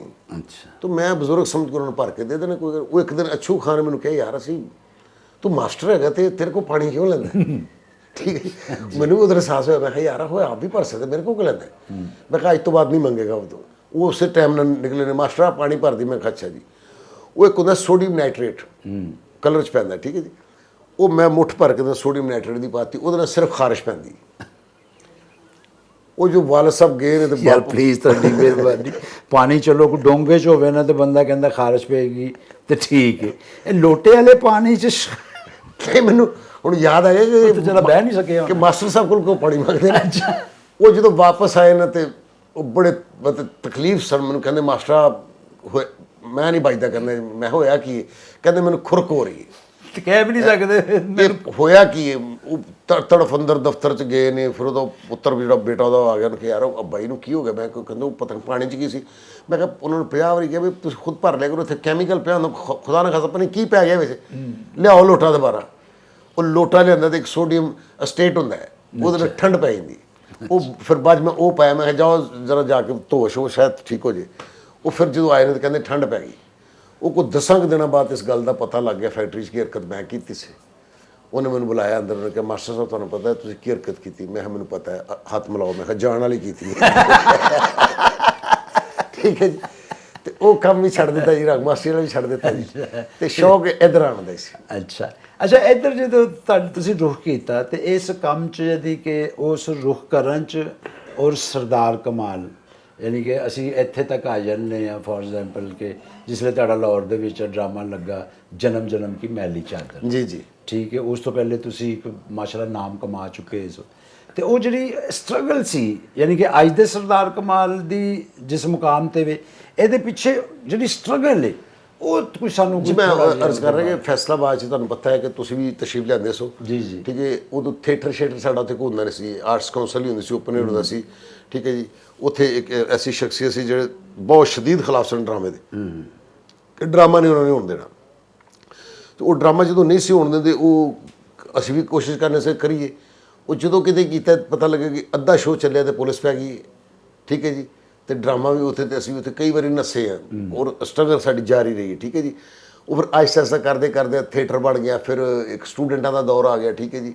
ਉਹ ਸਟੂਡੈਂਟ ਆਉਂਦੇ ਸਨ, ਫਾਇਰਿੰਗ ਹੋ ਜਾਂਦੀ ਸੀ, ਸਾਨੂੰ ਫਿਰ ਨੱਸਣਾ ਪੈਂਦਾ ਸੀ। ਔਰ ਸਾਡੇ ਜਿੱਥੇ ਥੀਏਟਰ ਕਰਦੇ ਸੀ ਉਹਦੇ ਪਿੱਛੇ ਨਬੀਨੇ ਹੁੰਦੇ ਸਨ, ਸਕੂਲ ਉਹਨਾਂ ਦਾ ਸੀ ਨਬੀਨਿਆਂ ਦਾ। ਔਰ ਕਈ ਵਾਰੀ ਹਨੇਰੇ 'ਚ ਨੱਸੇ ਸਾਨੂੰ ਨਬੀਨੇ ਨੇ ਰਸਤਾ ਦੱਸਿਆ ਕਿ ਇੱਧਰ ਨੂੰ ਚਲੇ ਜਾਓ, ਅੱਲਾ ਜਾਣਦਾ, ਠੀਕ ਹੈ ਨਾ। ਠੀਕ ਹੈ, ਇਸ ਗੱਲ ਤੇ ਤਾਂ ਮੈਂ ਵੀ ਚਸ਼ਮਦੀਦ ਗਵਾਹ ਤੁਸੀਂ ਵੀ ਮੇਰੇ ਖਿਆਲ ਉੱਥੇ ਕੀਤਾ ਹੈ। ਹਾਂਜੀ ਹਾਂਜੀ। ਔਰ ਇਹ ਮੈਂ ਆਪਣੇ ਦੇਖਣ ਨੂੰ ਦੱਸ ਦਿਆਂ ਕਿ ਇਹ ਫੈਸਲਾਬਾਦ ਦੀ ਇਕਬਾਲ ਸਟੇਡੀਅਮ ਦੇ ਬਾਹਰ ਉੱਥੇ ਇੱਕ ਥੜਾ, ਨਹੀਂ ਤਾਂ ਬਹੁਤ ਸੋਹਣਾ ਹਾਲ ਬਣ ਗਿਆ ਜੀ, ਨੁਸਰਤ ਫਤਿਹ ਅਲੀ ਖਾਨ। ਹਾਂ, ਨੁਸਰਤ ਫਤਿਹ ਅਲੀ ਖਾਨ ਜਿੱਥੇ ਹਾਲ ਬਣਿਆ ਹੈ ਨਾ, ਇੱਥੇ ਪਹਿਲੇ ਕੱਚਾ ਥੜਾ ਹੁੰਦਾ ਸੀ, ਔਰ ਉਹ ਕੱਚਾ ਥੜਾ ਵੀ ਆਰਟਿਸਟਾਂ ਨੇ ਬਣਾਇਆ, ਔਰ ਉਹਨਾਂ ਆਰਟਿਸਟਾਂ ਅਸੀਂ ਬਣਾਇਆ ਸੀ ਜੀ, ਮੈਂ ਹੀ ਬਣਾਇਆ ਸੀ ਸਰਦਾਰ ਜੀ। ਕਮਾਲ ਸਾਹਿਬ, ਮੈਂ ਉਹੀ ਅਰਜ਼ ਕਰ ਰਿਹਾ ਠੀਕ ਹੈ ਜੀ। ਕਿ ਸਰਦਾਰ ਕਮਾਲ ਸਾਹਿਬ ਮਿੱਟੀ ਭੜ ਕੇ ਤਸਲਿਆਂ ਦੇ ਵਿੱਚ ਲਿਆ ਕੇ ਉਹ ਸੁੱਟ ਕੇ, ਤੇ ਇਹਨਾਂ ਨੇ ਲਿਪਿਆ ਵੀ, ਇਹਨਾਂ ਨੇ ਉਹ ਬਣਾਇਆ ਵੀ। ਉਹਨਾਂ ਕਹਿੰਦੇ ਜੀ ਇੱਟਾਂ ਕਿੱਥੋਂ ਆਉਣਗੀਆਂ? ਮੈਂ ਕਿਹਾ ਤੁਸੀਂ ਦੱਸੋ। ਕਹਿੰਦੇ ਜੀ ਉਹ ਗੁੱਜਰ ਦਾ ਭੱਠਾ ਹੈਗਾ, ਉਹ ਤਾਮਨ ਕਰ ਸਕਦਾ। ਮੈਂ ਉਹਦਾ ਕੀ ਨਾਂ ਹੈ? ਕਹਿੰਦੇ ਜੀ ਖੁਸ਼ੀ ਗੁੱਜਰ। ਮੈਂ ਫਿਰ ਉਸ ਕੋ ਕਿਹਾ, ਮੈਂ ਅਸਲਾਮ ਵਾਲੇਕੁਮ ਖੁਸ਼ੀ ਗੁੱਜਰ ਸਾਹਿਬ, ਮੈਂ ਤੁਸੀਂ ਕਹਿੰਦਾ ਮੈਂ ਤੁਹਾਨੂੰ ਨਾਲ ਮਿਲ ਕੇ ਬਹੁਤ ਖੁਸ਼ੀ ਹੋਈ ਹੈ, ਸਾਨੂੰ ਇੰਨੀਆਂ ਇੱਟਾਂ ਚਾਹੀਦੀਆਂ ਨੇ। ਤੇ ਉਹਨੇ ਕਿਹਾ ਲੈ ਜਾਓ ਜੀ, ਤੁਸੀਂ ਬਰਾਦਰੀ ਹੈਗੇ, ਤੁਸੀਂ ਲੈ ਜਾਓ, ਠੀਕ ਹੈ ਜੀ। ਤੇ ਉਹ ਇੱਟਾਂ ਛਿੱਟਾਂ ਦਰਵਾਜ਼ਾ ਅਸੀਂ ਉੱਥੇ ਲਗਵਾਇਆ ਸੀ। ਤੇ ਉਹ ਬਲਕਿ ਉੱਥੇ ਐਸੇ ਵਾਕਿਆਤ ਹੋਏ ਨੇ। ਉਹ ਇੱਕ ਵਾਰੀ ਡਰਾਮਾ ਕਰ ਰਹੇ ਸੀ ਤੇ ਦੋ ਲੜਕੀਆਂ ਦੀਆਂ ਵਾਲਦਾ ਸਨ, ਮਾਸ਼ਾਅੱਲਾ ਕਾਫੀ ਹੈਵੀ ਵੇਟ ਸਨ। ਉਹ ਫਾਇਰਿੰਗ ਹੋਈ ਤੇ ਮੈਨੂੰ ਹੋਰ ਕਿਸੇ ਦੀ ਫਿਕਰ ਨਹੀਂ ਸੀ। ਮੈਂ ਕਿਹਾ ਯਾਰ ਉਹ ਦੋ ਅਮੀਆਂ ਕਿੱਧਰ ਜਾਣਗੀਆਂ, ਉਹ ਕਿੱਧਰ ਨੱਸਣਗੀਆਂ। ਔਰ ਮੈਨੂੰ ਪਤਾ ਲੱਗਾ ਕਿ ਸਭ ਤੋਂ ਪਹਿਲੇ ਕੰਧ ਵੀ ਉਹਨਾਂ ਦੋ ਮਾਵਾਂ ਨੇ ਟੱਪੀ ਹੈ ਤੇ ਕਮਿਸ਼ਨਰ ਹਾਊਸ ਪਹੁੰਚ ਗਈਆਂ ਨੇ। ਅੱਛਾ ਅੱਛਾ, ਇਹ ਚੁੱਕੇ ਉਹਨਾਂ ਦਿਨਾਂ ਦੀ ਗੱਲ ਚੱਲ ਰਹੀ ਹੈ ਤੇ ਗਲਾਈਡਰਸ ਗਰੁੱਪ ਦਾ ਇਲਿਆਸ ਸਾਹਿਬ ਜੀ ਮੈਂ ਉਹੀ ਦੱਸ ਰਿਹਾ ਕਿ ਜ਼ਿਕਰ ਉਹ ਕਿਉਂਕਿ ਜੀ ਇਲਿਆਸ ਸਾਹਿਬ, ਅਰਸ਼ਦ ਸ਼ੇਖ ਸਾਹਿਬ, ਆਜ਼ਮ ਫਖਰੀ ਸਾਹਿਬ, ਕਿ ਫੈਸਲਾਬਾਦ ਦਾ ਗਲਾਈਡਰ ਗਰੁੱਪ ਜਿਹਦੇ ਵਿੱਚ ਤੁਸੀਂ one man comedy one man show ਕਰਦੇ। ਉਹ ਮਿਊਜ਼ਿਕ ਗਰੁੱਪ ਫੈਸਲਾਬਾਦ ਇੰਜ ਹੈ ਕਿ ਇੱਕ ਖੁਆਬ ਹੁੰਦਾ ਸੀ ਕਿ ਯਾਰ ਉਹਨਾਂ ਦੇ ਡਰੈਸਿੰਗ, ਉਹ ਨਵਾਂ ਕੰਮ ਸੀ। ਤੇ ਮੈਂ ਤੇ ਅਛੂ ਖਾਨ ਨੇ ਮੈਨੂੰ ਲੈਣ ਸਾਈਕਲ ਤੇ ਜਾਣਾ ਸੀ, ਤੇ ਅਛੂ ਖਾਨ ਨੇ ਕਹਿਣਾ ਦੁਆ ਕਰ ਯਾਰ ਕਿਤੇ ਮੈਂ ਨਾ ਇਸ ਗਰੁੱਪ 'ਚ ਸੈੱਟ ਹੋ ਜਾਣਾ, ਕਿਧਰੇ ਮੈਨੂੰ ਇਹ ਬੁਲਾ ਲੈਣਾ, ਕਿਧਰੇ ਮੈਂ ਇੱਥੇ ਚਲਾ ਜਾਵਾਂ। ਅੱਛਾ ਜੀ, ਉਹ ਅੱਲਾ ਦਾ ਕਰਨਾ ਇੰਜ ਹੋਇਆ ਕਿ ਇੱਕ ਦਿਨ ਅਛੂ ਆਇਆ ਸਾਈਕਲ ਤੇ, ਕੰਧਾਂ ਮੁਬਾਰਕ ਹੋਏ, ਮੈਂ ਉਹ ਚਲਾ ਗਿਆ ਉਸ ਗਰੁੱਪ 'ਚ, ਠੀਕ ਹੈ ਜੀ। ਹੁਣ ਅਛੂ ਖਾਨ ਉਸ ਗਰੁੱਪ 'ਚ ਚਲਾ ਗਿਆ ਤੇ ਕਹਿੰਦਾ ਪਰੇਸ਼ਾਨੀ ਇਹ ਵੇਖੇ ਉਹਨਾਂ ਕਿ ਪੈਂਟ ਸ਼ਰਟ ਪਾਣੀ ਤੇ ਪੈਂਟ ਸ਼ਰਟ ਹੈ ਨਹੀਂ। ਬਹਰਹਾਲ ਕਿਸ ਤਰੀਕੇ ਨਾਲ ਉਹਨੂੰ ਪੈਂਟ ਸ਼ਰਟ ਵੀ ਲੈ ਕੇ ਦਿੱਤੀ ਅਛੂ ਨੂੰ। ਤੇ ਖੁਸ਼ੀ, ਇਹ ਗੱਲ ਇੰਨੀ ਖੁਸ਼ੀ ਹੋ ਰਹੀ ਕਿ ਅਛੂ ਦਾ ਜਾਣਾ ਸੀ ਕਿ ਜਿਵੇਂ ਮੈਂ ਚਲਾ ਗਿਆ, ਠੀਕ ਹੈ ਜੀ। ਅਛੂ ਸੈੱਟ ਹੋ ਗਿਆ ਜੀ। ਅਛੂ ਨੂੰ 8-9 ਦਿਨਾਂ ਬਾਅਦ ਮੇਰੀ ਵੀ ਉਹਨਾਂ ਨੇ ਕਿਹਾ ਕਿ ਯਾਰ ਉਹ ਮੁੰਡਾ ਹੈਗਾ ਤੇ ਉਹਨੂੰ ਵੀ ਬੁਲਾਓ। ਹੁਣ ਮੈਨੂੰ ਕੋਈ ਐਡੀ ਤਮੀਜ਼ ਨਹੀਂ ਸੀ ਇਸ ਗੱਲ ਦੀ, ਵੈਸੇ ਫੱਟੇ ਦੇ ਬਹਿ ਕੇ ਜੁਗਤਾਂ ਕਰ ਲੈਣੀਆਂ, ਦੋਸਤਾਂ ਹੀ ਕਰ ਲੈਣੀਆਂ, ਇਹ ਕੰਮ ਹੋ ਰਹੇ। ਉਹ ਜਾ ਕੇ ਤਰਤੀਬ ਨਾਲ ਕੰਮ ਕਰਨ ਵਾਲਾ ਸੀ। ਪਹਿਲਾ ਹੀ ਫੰਕਸ਼ਨ ਮਿਲਿਆ, ਹੁਣ ਮੈਂ ਸ਼ੋਅ ਸ਼ੁਰੂ ਕੀਤਾ, ਉਹਨਾਂ ਬੁਲਾਇਆ ਨਵਾਂ ਟੈਲੈਂਟ, ਤੇ ਮੈਂ ਗਿਆ ਤੇ ਸ਼ਾਦੀ ਦਾ ਕੋਈ ਫੰਕਸ਼ਨ ਸੀ। ਜਿਸ ਬੰਦੇ ਨੂੰ ਮੈਂ ਸਭ ਤੋਂ ਜ਼ਿਆਦਾ ਜੁਗਤਾਂ ਕੀਤੀਆਂ ਨੇ, ਇਹ ਮਾਈਕ ਫੜ ਕੇ ਤੇ ਮੈਂ ਸਮਝਿਆ ਕਿ ਮੈਂ ਅੱਜ ਕਾਮਯਾਬ ਹੋ ਗਿਆ। ਤੇ ਪਿੱਛੇ ਆਇਆ ਤੇ ਮੈਨੂੰ ਇਲਿਆਸ ਸਾਹਿਬ ਨੇ ਕਿਹਾ ਤੰਬੂ ਚੁੱਕ ਕੇ ਤੇ ਨੱਸ ਜਾ। ਮੈਂ ਕਿਹਾ ਭਜਾ, ਉਹਨੇ ਕਿਹਾ ਉਹ ਮੁੰਡੇ ਦਾ ਪਿਓ ਹੀ ਜਿਹਨੂੰ ਤੂੰ ਜੁਗਤਾਂ ਕੀਤੀਆਂ ਨੇ। ਤੇ ਪਹਿਲੇ ਦਿਨ ਮੈਂ ਨੱਸਿਆ ਤੇ ਫਿਰ ਉਹਨਾਂ ਨੇ ਮੈਨੂੰ ਸਮਝਾਇਆ ਕਿ ਬੰਦਾ ਖੁੰਦਾ ਵੇਖ ਕੇ ਮਖੌਲ ਕਰਨਾ ਹੈ, ਇਸ ਤਰ੍ਹਾਂ ਨਹੀਂ ਕਰਨਾ, ਠੀਕ ਹੈ ਜੀ। ਉਹ ਆਹਿਸਤਾ ਆਹਿਸਤਾ ਕਰਦੇ ਫਿਰ ਮੈਂ ਉੱਥੇ ਐਡਜਸਟ ਹੋ ਗਿਆ ਜੀ। ਲੇਕਿਨ ਮੰਜ਼ਿਲ ਮੇਰੀ ਹਮੇਸ਼ਾ ਤੁਹਾਡੀ ਮੰਜ਼ਿਲ ਤੇ ਇਹ ਸੀ, ਚੂੰਕਿ ਮੈਂ ਉਧਰ ਅਜੇ ਆ ਨਹੀਂ ਨਾ ਰਿਹਾ ਤੁਹਾਡੇ ਉੱਤੇ। ਜਿਸ ਤਰ੍ਹਾਂ ਕਿ ਅਸੀਂ ਉੱਥੇ ਡਰਾਮਾ ਹੀ ਫੈਸਲਾ ਕਰਦੇ, ਫਿਲਮ ਇੱਕ ਵੇਖਣ ਚਲੇ ਗਏ ਸੀ ਜੀ। ਤੇ ਤੁਸੀਂ ਇੱਦਾਂ ਕੋਈ ਫਿਲਮ ਵੇਖਦੇ ਆ ਇਮੋਸ਼ਨਲ ਹੋ ਗਏ ਕਿ ਤੁਸੀਂ ਉੱਥੇ ਪਿੱਛੇ ਗੈਲਰੀ 'ਚ ਜਾਂ ਬਾਕਸ 'ਚ ਅਸੀਂ ਬੈਠੇ ਸਾਂ, ਤਾਂ ਤੁਸੀਂ ਨੱਸ ਕੇ ਸਕਰੀਨ ਵੱਲ ਜਾ ਰਹੇ ਸੋ ਜੀ ਜੀ ਕਿ ਵੀ ਮੈਂ ਇਹਦੇ ਤੇ ਆਉਣਾ ਹੈ, ਮੈਂ ਇਹਦੇ ਤੇ ਆਉਣਾ। ਨਗੀਨਾ ਸਨ ਮੈਂ ਬੈਠੇ ਸਾਂ, ਨਗੀਨਾ ਸਨ, ਅੱਲਾ ਜੰਸੀ ਕਰੇ ਹਾਜੀ ਟੈਡੀ ਸਾਹਿਬ ਸਾਡੇ ਦੋਸਤ ਅਬਦੁਲ ਟੈਡੀ ਸਾਹਿਬ। ਤੇ ਉਹ ਦੇਖੋ ਨਾ, ਉਹ ਵੀ ਵੇਖੋ ਨਾ, ਇੱਕ ਐਸੀ ਗੱਲ ਹੈ ਕਿ ਕਹਿੰਦੇ ਨੇ ਸੋਚ ਸਮਝ ਕੇ ਹਰ ਵੇਲੇ ਕੋਈ ਗੱਲ ਕਰਨੀ ਚਾਹੀਦੀ। ਅੱਲਾ ਕਬੂਲੀਅਤ ਦਾ ਟਾਈਮ ਜਿਹੜਾ ਨਾ ਕੋਈ ਪਤਾ ਨਹੀਂ ਕਿਹੜੇ ਵੇਲੇ ਕਬੂਲੀਅਤ ਹੋ ਜੇ। ਉਹ ਮੈਂ ਵਾਕਈ ਉਹ ਨਗੀਨਾ ਸਨ ਮੈਂ ਗੈਲਰੀ ਤੇ ਮੈਂ ਤੁਹਾਨੂੰ ਕਹਿ ਰਿਹਾ ਸੀ ਮੈਂ ਕਿ ਮੈਂ ਇੱਕ ਦਿਨ ਵੇਖਣਾ ਇਸ ਸਕਰੀਨ ਤੇ ਆਵਾਂਗਾ, ਇਸ ਸਕਰੀਨ ਤੇ ਮੈਂ ਇੱਕ ਦਿਨ ਆਵਾਂਗਾ, ਠੀਕ ਹੈ ਜੀ। ਉਹ ਜਦੋਂ ਚੂੜੀਆਂ ਲੱਗੀ ਤਾਂ ਉਸੇ ਸਰਮੇ 'ਚ ਲੱਗੀ ਸੀ। ਤੇ ਉਹ ਮੈਂ ਜਦੋਂ ਗਿਆ ਮੈਂ ਉਹਨੂੰ ਕਿਹਾ ਅੰਦਰ ਤੇ ਬੰਦੇ ਇੰਨੇ ਰਸ਼ ਇਹਨਾਂ, ਤੇ ਮੈਂ ਕਿਹਾ ਯਾਰ ਮੈਂ ਵੈਸੇ ਅੰਦਰ ਬੜੇ, ਤੇ ਮੈਂ ਅੰਦਰ ਵਿੱਚ ਉਸ ਪਬਲਿਕ ਦੇ ਵਿੱਚ ਮੈਂ ਖਲੋਤਾ, ਉਹੀ ਫਿਲਮ ਵੇਖ ਰਿਹਾ ਸੀ, ਉਹੀ ਸਕਰੀਨ ਸੀ। ਤੇ ਮੈਨੂੰ ਉਹ ਗੱਲ ਉਦੋਂ ਹੀ ਯਾਦ ਆਈ। ਮੈਂ ਕਿਹਾ ਯਾ ਅੱਲਾ ਤੂੰ ਮਾਲਕ ਹੈ, ਤੂੰ ਹੀ ਖਾਲਕ ਹੈ, ਤੂੰ ਹੀ ਸੁਣਨ ਵਾਲਾ ਹੈ, ਔਰ ਤੂੰ ਹਰ ਵੇਲੇ ਸੁਣਨ ਵਾਲਾ ਹੈ ਤੇ ਉਹ ਮਾਲਕ ਨੇ ਸੁਣ ਲਈ ਸੀ। ਤੇ ਅੱਛਾ ਸਰਦਾਰ ਸਾਹਿਬ, ਇਸ ਸਟਰਗਲ ਦੇ ਵਿੱਚ ਫਾਕੇ ਕੱਟਣੇ ਪਏ ਹੋਣ, ਕੋਈ ਕਿਧਰੇ ਘਰੋਂ ਬਾਹਰ ਸੋਨਾ ਪਿਆ ਹੋਵੇ? ਜੀ ਮੈਂ ਦੇਖੋ ਨਾ, ਫੈਸਲਾਬਾਦ ਤੇ ਚਲੋ ਆਪਣਾ ਘਰ ਸੀ, ਸਾਰੀ ਗੱਲਬਾਤ ਆਪਣੀ ਸੀ, ਠੀਕ ਹੈ। ਫੈਸਲਾਬਾਦ ਵੀ ਸਮਟਾਈਮ ਉਹ ਇੱਕ ਬਹਾਰ ਜਿਹੜੀ ਮੈਂ ਤੁਹਾਨੂੰ ਦੱਸਿਆ ਨਾ, ਬਾਲਾ ਸਾਹਿਬ ਦੇ ਫੌਤ ਹੋਣ ਤੋਂ ਬਾਅਦ ਇੱਕ ਬਹਾਰ ਖਤਮ ਹੋ ਗਈ ਸੀ, ਤੇ ਫਿਰ ਕਿਤੋਂ ਪੈਸੇ ਲਿਆਣੇ ਸਨ, ਮੈਂ ਹੀ ਲਿਆਣੇ ਸਨ, ਮੇਰੇ ਕੋਲ ਵੱਡਾ ਭਰਾ ਨਹੀਂ ਸੀ ਕੋਈ, ਮੈਨੂੰ ਕੋਈ ਇਸ ਤਰ੍ਹਾਂ ਨਹੀਂ ਸੀ ਕਰਨ ਵਾਲਾ, ਠੀਕ ਹੈ। ਬਾਕੀ ਵਾਲਦਾ ਸਨ, ਕੋਈ ਥੋੜ੍ਹਾ ਬਹੁਤਾ ਕਿਰਾਇਆ ਆ ਜਾਂਦਾ ਸੀ ਘਰਾਂ ਦਾ ਜਿਹੜੇ ਦਿੰਦੇ ਸਨ, ਤੇ ਉਹ ਕਿੰਨਾ ਕੁ ਮੈਂ ਲੈ ਸਕਦਾ ਸਾਂ, ਠੀਕ ਹੈ ਜੀ। ਉਹ ਘੰਟਾ ਘਰ ਚੌਕ 'ਚ ਨਾ ਇੱਕ ਗੁੰਗਾ ਬਣ ਕੇ ਬੰਦਾ ਮੰਗਦਾ ਹੁੰਦਾ ਸੀ, ਗੁੰਗਾ ਸੀ, ਉਹਨੂੰ ਅਕਸਰ ਅਸੀਂ ਪੈਸੇ ਦੇ ਉਹ ਇੱਕ ਦਿਨ ਮੈਂ ਖਲੋਤਾ ਤੇ ਉਹ ਗੁੰਗਾ ਆ ਗਿਆ, ਮੈਨੂੰ ਕਹਿੰਦਾ, ਮੈਂ ਕਿਹਾ ਯਾਰ ਅੱਲਾਹ ਪਾਕ ਦੀ ਕਸਮ ਅੱਜ ਮੇਰੇ ਕੋਲ ਵੀ ਨਹੀਂ ਹੈਗੇ, ਤੇ ਫਿਰ ਸਹੀ, ਤੇ ਉਹ ਗੁੰਗੇ ਨੇ ਮੇਰਾ ਹੱਥ ਫੜਿਆ ਤੇ ਮੈਨੂੰ ਇੰਝ ਕਰਕੇ ਹਨੇਰੇ 'ਚ ਲੈ ਗਿਆ। ਉਹਨੇ ਜੇਬ 'ਚ ਹੱਥ ਪਾਇਆ ਤੇ ਮੈਨੂੰ ਪੈਸੇ ਕੱਢ ਕੇ ਦਿੱਤੇ ਨੇ, ਕਹਿੰਦਾ ਇਹ ਅੱਜ ਮੇਰੇ ਕੋਲ ਲੈ ਲੈ, ਤੇ ਕਿਸੇ ਨੂੰ ਦੱਸੀ ਨਾ ਮੈਂ ਗੁੰਗਾ ਨਹੀਂ ਹੈਗਾ, ਠੀਕ ਹੈ ਨਾ, ਤੇ ਕੱਲ ਮੇਰੇ ਵਾਪਸ ਕਰ ਦੇ। ਅੱਛਾ, ਠੀਕ ਹੈ ਜੀ। ਉਹ ਮੇਰਾ ਖਿਆਲ ਅੱਜ ਵੀ ਗੁੰਗਾ ਬਣ ਕੇ ਮੰਗ ਰਿਹਾ, ਔਰ ਮੈਂ ਨਹੀਂ ਕਦੀ ਕਿਸੇ ਨੂੰ ਦੱਸਿਆ, ਯਾਦ ਅੱਜ ਸ਼ਾਇਦ ਮੇਰੇ ਕੋਲੋਂ ਗੱਲ ਨਿਕਲ ਗਈ, ਠੀਕ ਹੈ ਜੀ। ਠੀਕ ਹੈ। ਉਹਨੇ ਮੇਰੀ ਹੈਲਪ ਕੀਤੀ ਤੇ ਮੈਂ ਰਿਕਸ਼ਾ ਲੈ ਕੇ ਤੇ ਘਰ ਚਲਾ ਗਿਆ। ਸਾਡੇ ਪ੍ਰੋਗਰਾਮ ਦਾ ਮਕਸਦ ਹੀ ਇਹੀ ਹੈ ਕਿ ਜਿਹੜੀਆਂ ਗੱਲਾਂ ਨਹੀਂ ਨਿਕਲੀਆਂ ਉਹ ਇਸ ਪ੍ਰੋਗਰਾਮ 'ਚ ਅਸੀਂ ਕਰੀਏ। ਤੇ ਉਹ ਮੈਨੂੰ ਅੱਜ ਵੀ ਯਾਦ ਆਉਂਦਾ ਕਿ ਯਾਰ ਉਹਨੇ ਇੱਕ ਵਾਰੀ ਪੈਸੇ ਦੇ ਦਿੱਤੇ ਸਨ, ਤੇ ਉਹ ਬੜਾ ਸੋਹਣਾ ਵਕਤ ਸੀ। ਉਦੋਂ ਇਹ ਹੁੰਦਾ ਸੀ ਕਿ ਅੱਛਾ ਸਰਦਾਰ ਸਾਹਿਬ, ਸੌਰੀ ਮੈਂ ਤੁਹਾਡੀ ਗੱਲ ਕੱਟ ਰਿਹਾ ਕਿ ਤੁਹਾਡੀ ਜ਼ਿੰਦਗੀ 'ਚ ਫਨੀ ਜ਼ਿੰਦਗੀ ਤਾਰਿਕ ਜਵੇਦ ਸਾਹਿਬ ਦਾ ਬਹੁਤ ਵੱਡਾ ਹੱਥ ਜੀ, ਬਹੁਤ ਵੱਡਾ ਜੀ। ਉਹਨਾਂ ਨਾਲ ਬਹੁਤ ਜ਼ਿਆਦਾ ਕੰਮ ਕੀਤਾ। ਮਸਤਾਨਾ ਸਾਹਿਬ ਹੋ ਗਏ, ਤਾਰਕ ਸਾਹਿਬ ਹੋ ਗਏ। ਉਹਨਾਂ ਤਾਰਿਕ ਜਵੇਦ ਸਾਹਿਬ ਦੇ ਨਾਲ ਤੁਸੀਂ ਬਹੁਤ ਜ਼ਿਆਦਾ ਕੰਮ ਕੀਤਾ, ਬਹੁਤ ਹੀ ਅੱਛੇ ਅੱਛੇ ਕਰੈਕਟਰਸ ਕੀਤੇ, ਔਰ ਉਹਨਾਂ ਨੇ ਤੁਹਾਡੇ ਕੋਲ ਕਰਵਾਏ ਵੀ। ਤੇ ਉਸਤਾਦ ਤੁਹਾਡੇ ਮਸਤਾਨਾ ਸਾਹਿਬ ਜੀ ਜੀ।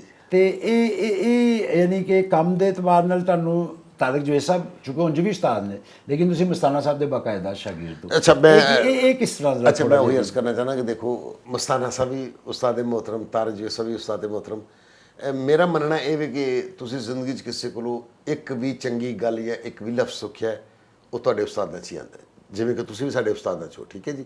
ਕਿਉਂਕਿ ਸ਼ਰਜੀਲ ਅੰਜਮ ਸਾਹਿਬ ਸਾਡੇ ਉਸਤਾਦਾਂ 'ਚੋਂ, ਆਪਾਂ ਸਨੋਬਰ ਸਾਡੇ ਉਸਤਾਦਾਂ 'ਚੋਂ, ਇਸੇ ਤਰ੍ਹਾਂ ਤਾਰਿਕ ਜਵੇਦ ਸਾਹਿਬ ਇੱਕ ਸਾਡੇ ਇੱਕ ਨਵੇਕਲੇ ਕੋਈ ਹੋਰ ਤਰ੍ਹਾਂ ਦੇ ਉਸਤਾਦ ਸਨ, ਜਿਨ੍ਹਾਂ ਦੇ ਵਿੱਚ ਮੈਂ ਸਮਝਣਾ ਕਿ ਮਾਂ ਵੀ ਸੀ, ਪਿਓ ਵੀ ਸੀ, ਇੱਕ ਔਖਾ ਉਸਤਾਦ ਵੀ ਸੀ, ਠੀਕ ਹੈ ਜੀ। ਦਬਕੇ ਵਾਲਾ। ਮੈਂ ਅਸਲ ਸਾਹਿਬ ਬਹੁਤ ਨਸਿਆ ਉਹਨਾਂ ਦੇ ਕੋਲੋਂ, ਤਾਰਿਕ ਜਵੇਦ ਸਾਹਿਬ ਕੋਲੋਂ ਮੈਂ ਡਰਨਾ ਹੁੰਦਾ ਸਾਂ, ਨੱਸਣਾ ਸਾਂ, ਕਿਉਂਕਿ ਤੁਹਾਡਾ ਵੀ ਮੇਰਾ ਇੱਕ ਬੁਕੂਆ, ਤੁਹਾਡੀ ਮੇਰੀ ਪਹਿਲੀ ਮੁਲਾਕਾਤ ਹੀ ਇੰਜ ਹੋਈ ਸੀ ਕਿ ਉਹ ਤੁਹਾਨੂੰ ਲੈ ਕੇ ਆਏ ਸਨ ਕਿ ਇੱਕ ਬੰਦੇ ਨੂੰ ਮਾਰਨਾ, ਇੱਕ ਮੁੰਡੇ ਨੂੰ ਮਾਰਨਾ, ਹਾਂਜੀ। ਤਾਂ ਤੁਸੀਂ ਮੈਨੂੰ ਮਾਰਨ ਲਈ ਆਏ ਸੋ, ਤੇ ਅੱਗੋਂ ਤੁਸੀਂ ਮੇਰੀ ਸਿਹਤ ਵੇਖ ਕੇ ਤੇ ਇਨਕਾਰ ਕਰਤਾ ਕਿ ਮੈਂ ਇਹਨੂੰ ਨਹੀਂ ਮਾਰਨਾ।